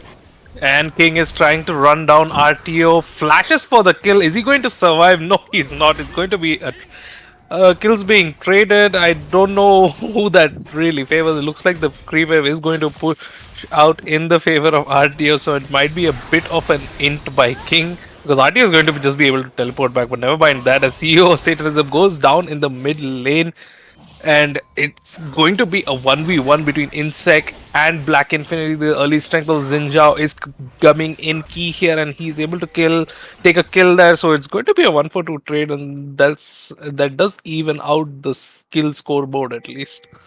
Dead even over there, 3 kills on both sides. The gold is dead even as well. And before I talk about that last fight, it seems like King is being even more dominant now than ever before, and RTO probably having met his match. He needs to respect the damage which Tryndamere can dish out on an early game Aatrox. Now, it, I believe, favored TOK. That fight over there. Xin Zhao, Black Infinity was right in position. He is an excellent player on the Xin Zhao, and even though Insect does manage to get another kill, he perhaps should have did more to get out of that situation. Perhaps he wanted to bring Black Infinity within the minions of the Radiant side so that a kill would have been possible there. Oh, we won't find that out, but right now there's a fight breaking out in the mid lane. CEO and Red both dropping super low. Passive is available for Akali, but it's going to drop off. Shout comes down. Insect comes in to secure the kill once more. The funnel is on. The funnel is on, and Insect is right there in the nick of time at the proper time, and secures another kill for himself, really leading the Radiance on over here. And as you can see, the Red did not consider that Akali is moving so far in, because her jungler is right there at the perfect time to secure a very much needed kill. Radiants are having the security of a slight goal lead over here. Nevertheless, TOK, being the team they are, they will be shifting strategies. I told you, you said it. Both of you said it, that, taking out Red earlier on would be an important factor for the Radiant's victory. It's almost as if they have heard you with telepathy, Hello, Yeah, Radiance. Please stop watching stream. Can you play the game? But yeah, the jokes apart though, I would say that I think Red needs to adjust his playstyle based off of what we've seen so far, and maybe play a little bit more safe. But as I say that, he dashes into the Akali and takes another trade.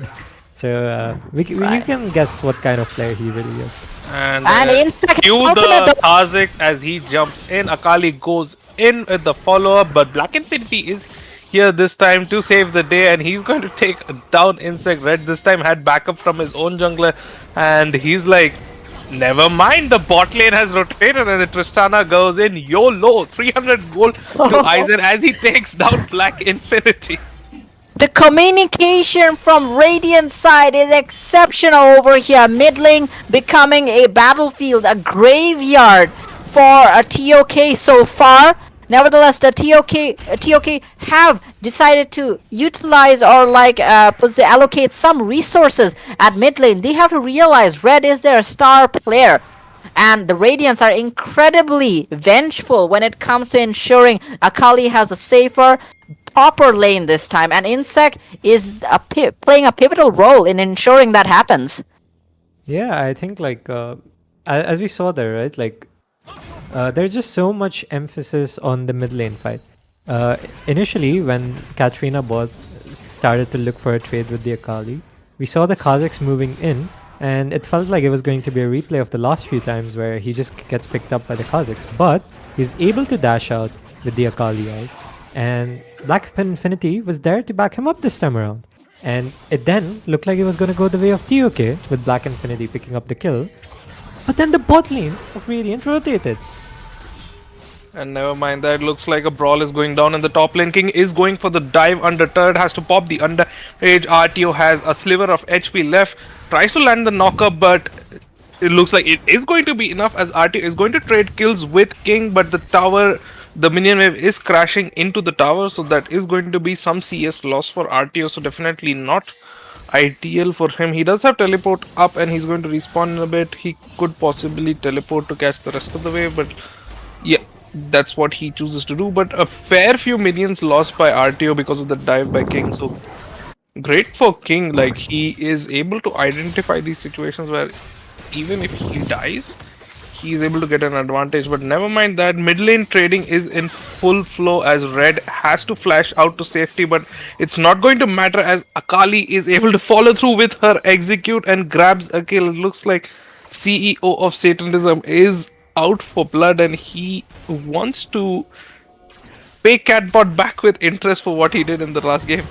Right, you are, and that was exceptional playing over there. As you can see, just routing Red over there. Hold that thought, Never mind, Potato. there's a fight in the bot lane. Teleport down by Akali. Whey Protein is able to take down Insect. CC connects onto the Akali. There are 4 members of TOK alive here, and it's going to be a cleanup as 4 members of Radiance end up going down in that bot lane fight. So, oops. It is a big oopsie, my friend. Temple of Kings were right there, right at the proper location. And as you can see in that replay, the Braum ultimate really made it difficult for the Radiants to do anything. And Vera's T-Berry dealing so much damage. Twinsy gets absolutely obliterated. And a double kill going over to the TOK side will ensure that Varus manages to complete that item and not. And it must be said that Sundered Sky is done by Black Infinity Shinzao over here, so he ain't gonna die anytime soon. Yeah, Temple of Kings just do it again. They found themselves down about 800 gold, but then find themselves a skirmish which actually puts them back on top. They're like the main character of an anime with like just some plot armor, man. They never lose. Absolutely, absolutely. Potato, would you like to add something to that? Yeah, definitely a huge fight for TOK over there. They're able to get 4 members that completely flip the game around, which is something that Radiants were definitely not looking to go there now. But we do see single items being completed by multiple members. There's a 1k gold lead in the bot lane, which is absolutely huge, courtesy of that fight that just went down. So T-Berry is looking in a great position this game. The side of TOK have prioritized the grubs with Black Infinity on that side. It'll be interesting to see if the Radiants look to trade or if the Temple of Kings can prevent them from getting that. Right, you are, and it seems like a battle is ensuing. Yeah, fight ensues in the middle lane. Braum ult is going to knock up Insect, but Insect is going to take down Catbot. TOK is running with their tail between their legs. Tristana jump in, gets knocked back by the Xinjiao ult. Flashed by CEO of Satanism. He's going to connect onto Black Infinity right now. Shutdown going over to the Tristana. T-Berry finds himself at the wrong side of the map as that's another shutdown for the Tristana. Oh my god. Huge turnover for Aizen. Gets multiple shutdowns and the 2k gold lead is absolutely gone and flipped over for a 600 gold lead for Radiance, and they're going to follow up by taking the dragon. Yeah, as we look at the replay though, you can see that the sides of the Silas misstepped, I feel, completely. They should be aware that the Radiants are in the dragon area when their jungler is topside taking grubs. But they went on a little too early, maybe a bit of overconfidence, and get caught out and end up all dying one by one. Right, you are over there, and I believe the Radiants really needed this. It's not only a sliver of hope, but it's basically their calling. You have a chance. You are behind, but you are ahead now. But hold that thought. It seems like Red wants that skirmish with CEO. It seems kind of personal right now. Nevertheless, CEO will just stay in the shroud. Red seems incredibly tanky. Seems to be doing a lot of damage with the electrocute as well. But yeah, I feel the Radiance really, But really never needed mind that. Ghost is popped, and there is a naughty Tryndamere over here. He's going to cut down CEO of Satanism and manages to get a kill for himself. 3-0 on the Tryndamere, and he is looking fairly good. He has that Kraken Slayer completed, Berserker's Boots completed as well. Meanwhile, RTO is still looking to complete his first item over there. Right, and it was interesting to see Akali staying over there, with that much HP, there was no sign of Tryndamere on the map. Yeah, I think both of you are completely right. This game so far has been extremely exciting in this game too. Since it's about 15 minutes and we've lost our playthings, and lane phase is basically over, and both teams are even. Who do you think? Never mind that. There's some action in the bot lane. Twinsy and Insect looking for blood. Whey Protein is going to drop the Glacial Fissure to disengage, but Aizen is on a killing spree as he's able to obliterate Whey Protein, but not before Red is able to get back and return a kill onto Insect, and he is going to be able to escape after stealing the Kali ult. So that was, I believe, a 1-for-1 trade, so kind of works out in Nober's favor, I guess. Yeah, but it was so awesome, right? I mean, this match is like back and forth with basically, even if Radiance do have that 1 kill advantage, the gold advantage, even if slight, even if it's hundreds, it stays with TOK, and it tells you something. It tells you something about their play styles, about their planning and strategizing. It is pretty even, but it seems like Aizen is very, very low. Twinsy trying to ensure something But gets... this might all be a bait as the Akali comes in from behind, but Red is following shortly after. Tristana ult is going to disengage. Teleport behind them. The Aatrox jumps in. World Ender is active. He is bringing his blade down, and that looks all 5 members of Radiance show up at the bot lane. It's going to be both the bot laners from TOK who have to pay the price with their lives. I mean, the Radiance absolutely battered the TOK bot lane over there. Incredibly well planned. And as you can see, T-Berry was very, very aggressive. Probably thought he could take him down. I did not see the Varus ult go in though. However, CEO dealing so much damage. Twinsy does manage to secure that kill. Aizen gets a kill onto Bomb as well. And the teleport from RTO is very exceptionally timed. However, you gotta give it to Tryndamere as well. He was pushing down mid lane, probably would have gotten that tier 2 turret. Tryndamere mains. Right. Insect versus Red. Insect is out for blood. Red and Insect meet up, blast each other's HPs off, and then walk away as if nothing has happened. That was epic though. Like Insect going all invisible, but Red standing his ground. But it seems like the Rift Herald, the monster like Rift Herald, I kind of miss the old Shelly, not gonna lie, but this one seems cooler. More devastating, Plus you can play Need for Speed over there. Anyway, it seems like, the Rift Herald will not be as useful, it seems. Yes, it is not very useful when dead, is it? Right. I think in general the objective has lost some of its power with the first spawn of it being after the plates, and how difficult it is to control, at least in my games. Never mind. God. We have a Insects and dive in the archers top and lane as stuff. RTO is forced to pop the world, and the chains are going to connect. He's trying to throw his king, tanking the tower with his undying range. Is going to try to escape. Tower shot follows through, but his ultimate is going to be enough to keep him alive, and that's going to be a clean kill onto RTO in the top lane. And he seems to be struggling a bit in this game. But never mind. CEO of Satan is like, nope. I'll take that money, and he is able to get the goal. Black Infinity is trying to stand his ground. Here pops the Ulci of Satanism, is going to run for his life as Whey Protein and T-Berry are going to walk in and cash in on that Akali. But never mind that, it's all a bait, guys, because we're getting Dragon in the bot lane.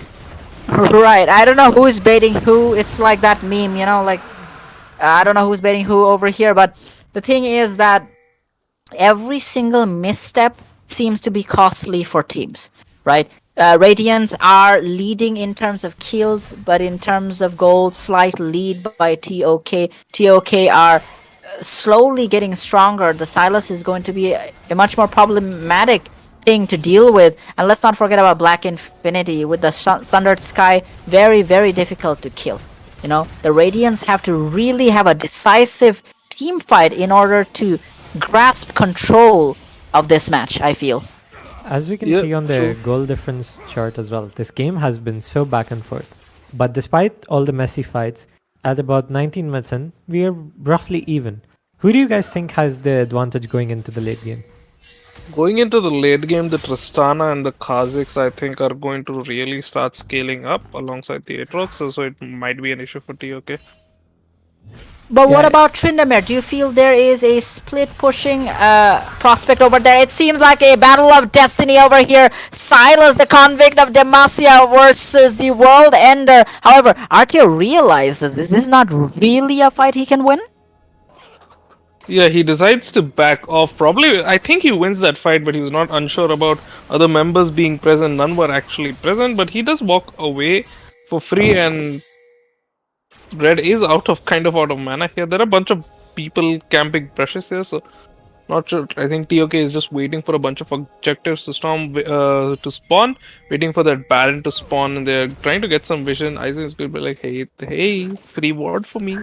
Free war for me, some good goal. Twinsy walking in bravely. However, he has to be very, very careful. You know, TOK at this point of the game, I feel they would like to really own the streets by owning the jungle.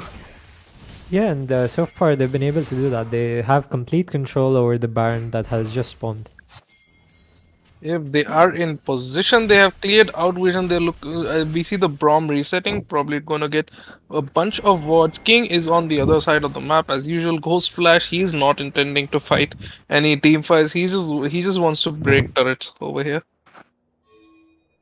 Right you are. And you know, Black Infinity's HP bar seems to be getting thicker and thicker, and I gotta say, like, Shinzao is, I don't know whether it is an excellent champ right now, but I know Black Infinity is playing excellently. But I gotta talk about Insec as well. Throughout the tournament, he has been an inspiration, and he still seems to be really holding the game for his team, you know, leading them on. You know, he is at the vanguard for his team. It Never seems mind, like there's a there's fight breaking out in the top lane. It's going to be Red. That's the target of the Akali bomb is on Red. It's ticking down, but CEO of Satanism is going to confirm the kill. Black Infinity goes back in. He's going to try to return a kill, but Aizen is unstoppable as the bomb takes down Black Infinity, and that means that this Baron is under threat.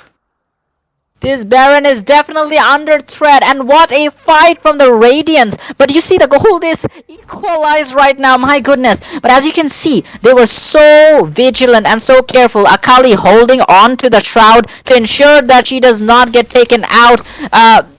Black Infinity tried to find something out of that dark place they were in. Nevertheless, a kill does not go to their side. The Radiants really extending their kill lead over here. But then again, you know, they do get the turret, yes, and they do get something out of that, a very necessary thing. However, TOK with the gold lead, it's astonishing. It looks like there's more action to be found as T-Berry is attempting to run down Twinsy here. The damage is coming in. There is nobody to support that. The poor support gets taken down. Insect is finding himself in a wrong part of town as he is also taken down there completely for free. And this might actually mean Barrett, because two members of Radiant look like huge mistakes, just dying for absolutely free. Right, Yeah. that is a problematic thing, you know, the Baron. Yeah, I agree. Like, unlike Radiants as well, the Temple of Kings are not scared at all and instantly start the Baron. Right, and they take it down so easily as well. You know, taking out Barons this early in the game is pretty easy now because of the new updates and stuff. You know, I like the Baron stuff. You know, it's like a boss fight every time. But yeah, the Radiants have made a very big mistake, I fear, at this point of the game. Yeah, now that taking that Tempestuous fight Kings are without moving Aizen was a towards- mistake. Aizen is 6-1 and 3 right now. They're going to try and get this dragon, it seems, and like just take being not playing around that super fight Tristana that they have is a mistake. It's going to be Jack Show being completed for T Berry. Lord Doms is not yet complete for the Tristana. I think he should have enough gold for it really soon, and that should get him really online. It looks Right, like and it's he's gonna like get caught out by the wind becomes lightning. He has to flash out immediately to escape with his life, but it looks like that's gonna be a flash from the Tristana. TOK is able to find her recalling in a bit of a greedy spot. Black Infinity here hovering over the middle lane, trying to possibly get a pick with Red, who is looping around the back, and then he tanks the turret and just walks forward. And it was really amazing. It was really amazing to see TOK turn the game around like that, you know. But it seems like Insect is looking forward for a fight. He goes invis, and it seems like RTO is coming right into the fight. And my god, Akali was there. Perhaps they were looking for something over there. A very explosive fight. Yeah, but the teleport was just too close to the. Right, it was just too Trinidad close to the bomb. pushing the bottom turret as the rest of his team drags the Radiance away from him. Is able to get a turret with the power of Baron and the Grubs. Let's see if they can continue to get more in their siege with Baron. Right, Yeah, and the they thing are that they are- sieging. Yeah, they are sieging with that Baron buff. Insect and CEO are hovering around the flanks, trying to get a favorable engage onto Radiant. They try to threaten them a bit. Meanwhile, the Tryndamere is just pretty much being a nuisance in the side lane. Yeah, Right, it's really right. difficult for Radiance to deal with the onslaught of Baron at this point because of their low range characters, bar the Tristana. Right, and we can see that Phantom Dancer is done for Tryndamere, and you can see that Aizen, even though the Radiants are not really careful about their positioning at this point, it seems like Aizen is leading in terms of gold, with King being in second and T-Berry being in third. So yeah, even though the discrepancies are not that big, but you gotta hand it to the ADC from the Radiant side, as he is really doing well. And I feel the Radiants at this point they must play around him. Yeah, they really need to start playing around that super fed Tristana. He should also have 3 items done by now. You can see it, the Lord Dominic's Regards is comparing, and that's the critical 3 item good on Tristana, the Navori, but never mind. That Twinsy might be in a bit of trouble here as the Braum tries to engage on him. He has to flash away to save his life. CEO of Satanism protocols forward, trying looking for Red, but he is going to just simply dash away. Right, that was a very much needed flash over there. It could have meant trouble. Anyone who dies from the Radiant side, TOK will be looking to pressure for an end. TOK are fast, TOK are incredibly tactical this match. Nevertheless, the Radiants still having that kill lead. We can see that they are already changing their playstyle in this match. It is close. Nevertheless, in order for them to shut down TOK, they have to be careful about not being in bad positions. Yeah, I Yep, think and with they're the- looking for trouble in the jungle as Twinsy walks forward. He does sniff out the members there, is able to sidestep, avoid getting collapsed on. Meanwhile, they're going to turn their attention to this top lane tower. Red going in on CO, has to drop the shroud to disengage. Insect is here to help him out. Loses half of his HP, but that does mean that this top tower might go down. King moving in forward, looking for a member of Chains Connect from Red, but he instantly has to flash out as he realizes that multiple members of Radiant just present around the flank. TOK is being so aggressive right now. They really want this top turret. Right, they are suffocating Radiant so far, it seems. Even though the ADC from the Radiant side and Insect are trying to clear these waves, they are just surrounding them, Uh, ensuring that the only way they can get out of this situation is going back into their base. And that would be costly because these objectives are falling. 5 turrets being taken by TOK in this scenario is huge. And even though the Radiants have 4 of them, they are kind of being pressurized to just retreat. And you can see, as for the XP per player, King is leading with a 2-level advantage over RTO still.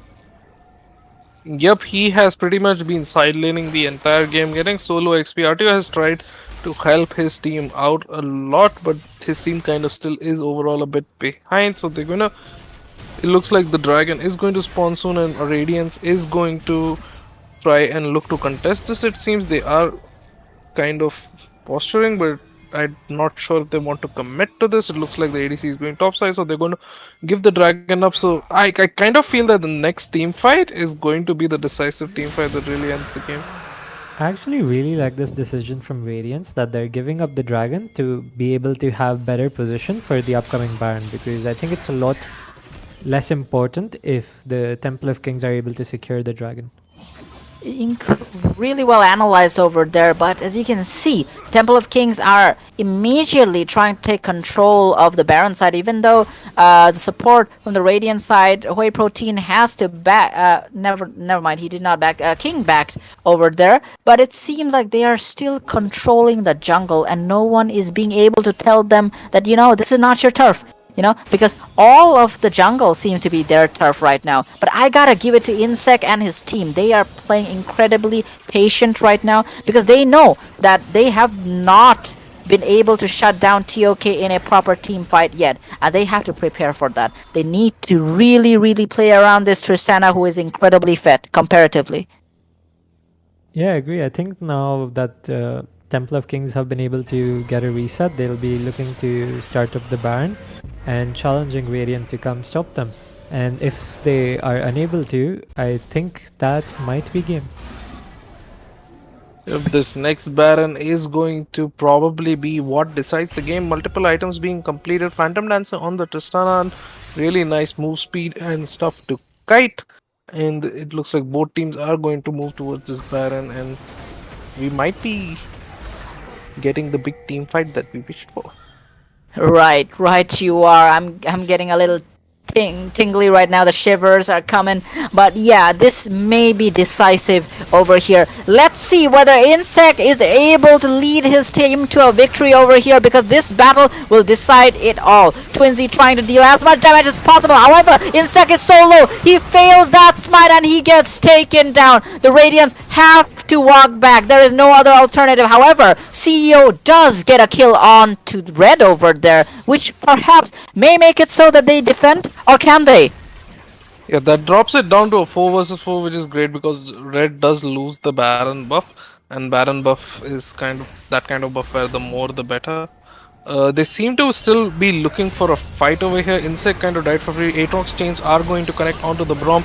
The Black Infinity goes in with the ult. He's able to take down RTO. King is looking for blood as he's trying to run down the support and ADC duo of the Radiant side. He is going to try and chase down the Tristana. He is able to get in. There's going to be 2 kills towards King, and with that, I think that's GG. It perhaps is GG over here. Let's see if CEO is able to do anything. CEO and Insect is also back. However, the teleport coming in. I don't know whether the Radiants have it in them to hold this siege. Their fortress is falling. Temple of Kings shrouding, wrecking those turrets. They're going for that and that destined prize, going to their name perhaps yet again. And yes, the Temple of Kings have completely vanquished Radiance from this realm, and they reign supreme. They are still the champions. They are still the best South Asia has to offer. My goodness, what a performance. I have to agree with you, Siv, there. Even though there were a lot more hiccups this game than compared to the previous ones, the result was the same. Yeah, and Radiance really put up another really strong showing.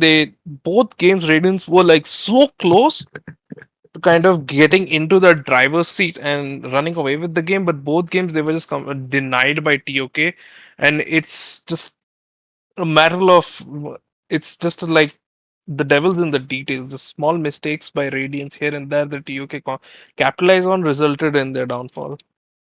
You are absolutely right. And when you look at the performance of Temple of Kings, though, there's a reason why they're the champions. There's a reason why they're number one. Their consistency. The mistakes which a team makes, it becomes a big deal in matches of this stature, of this level.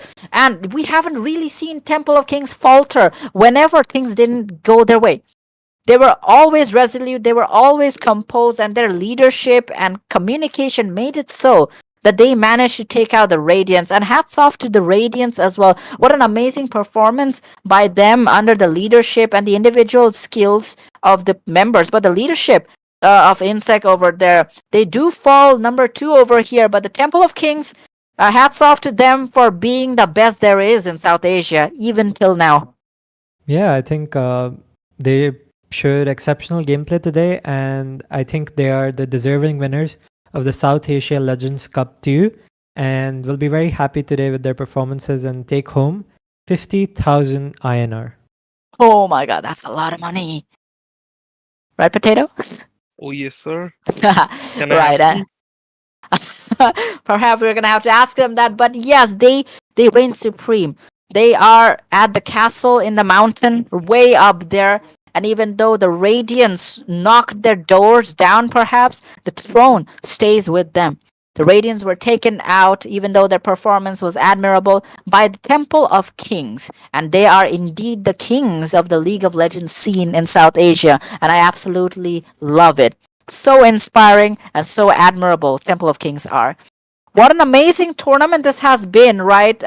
My goodness, it was so incredibly fun to watch. Such an honor and privilege to be casting over here.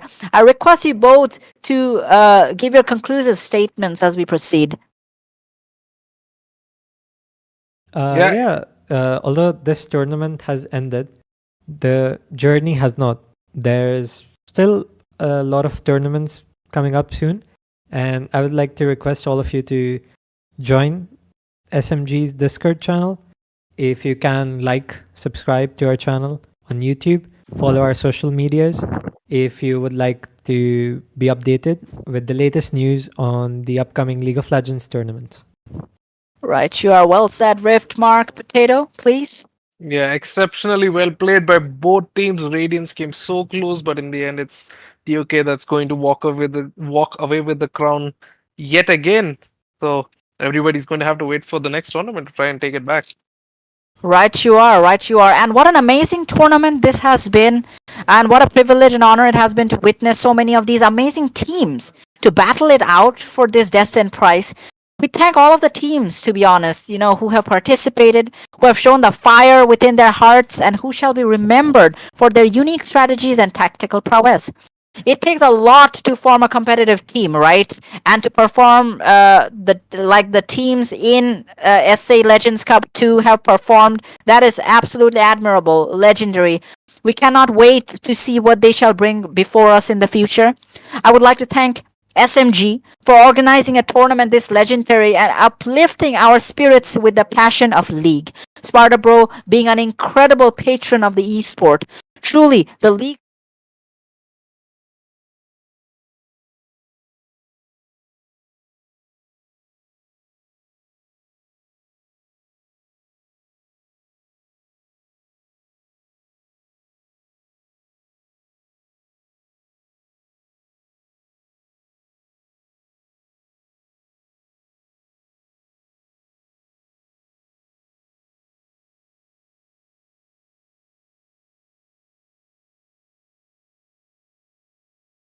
but not least the audience, right?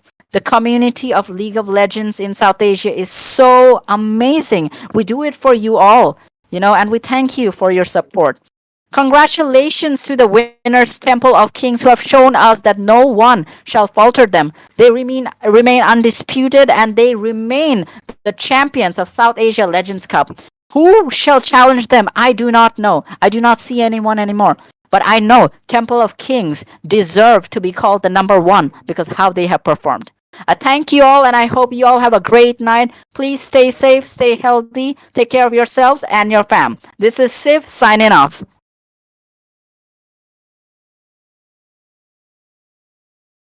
Think that you lost, oh, I will take your hand and we'll rise up from the dust. Oh, here we go, go, go, let us heal and grow. You won't be alone, we're unstoppable. Don't be afraid to show what we're going for. This is what we know. Here we come back to life, still breathing, standing up, everybody's gonna see it. Oh, all you need to know is that we're holding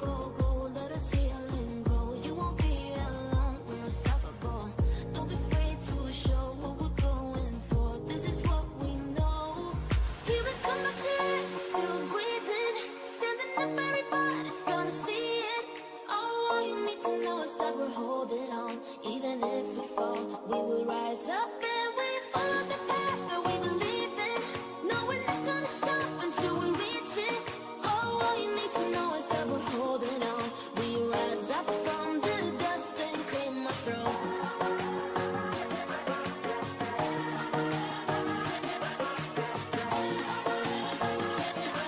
We rise up from the dust and claim our throne.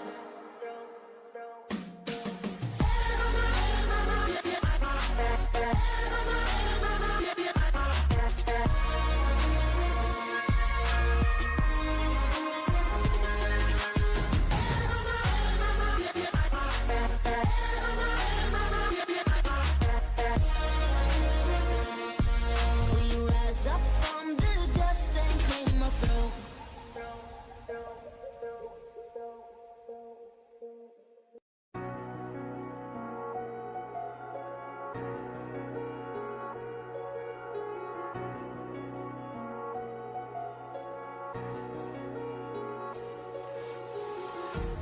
Empty hearts and neon lights, they're playing with my mind.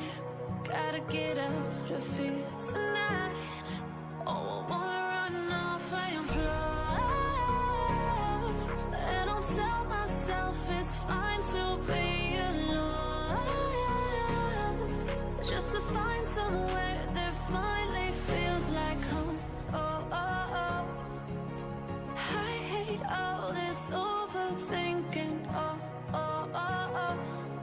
The more I swim, the more I'm sinking. Take me to a world of silver. No more heartbreaks, tears, painkillers. Take me somewhere unfamiliar. Bring me back to where we started out. Get me out of now. To where we started out. Get me out of now. To where we started out. La la la la, oh, oh. Get me out of broken hearts and starting fights, turning truth to lies. Gotta get up, stop wasting time. Yeah, I wanna run off and fly. And I'll tell myself it's fine to be alone, just to find somewhere that finally feels like home. Oh, oh, oh.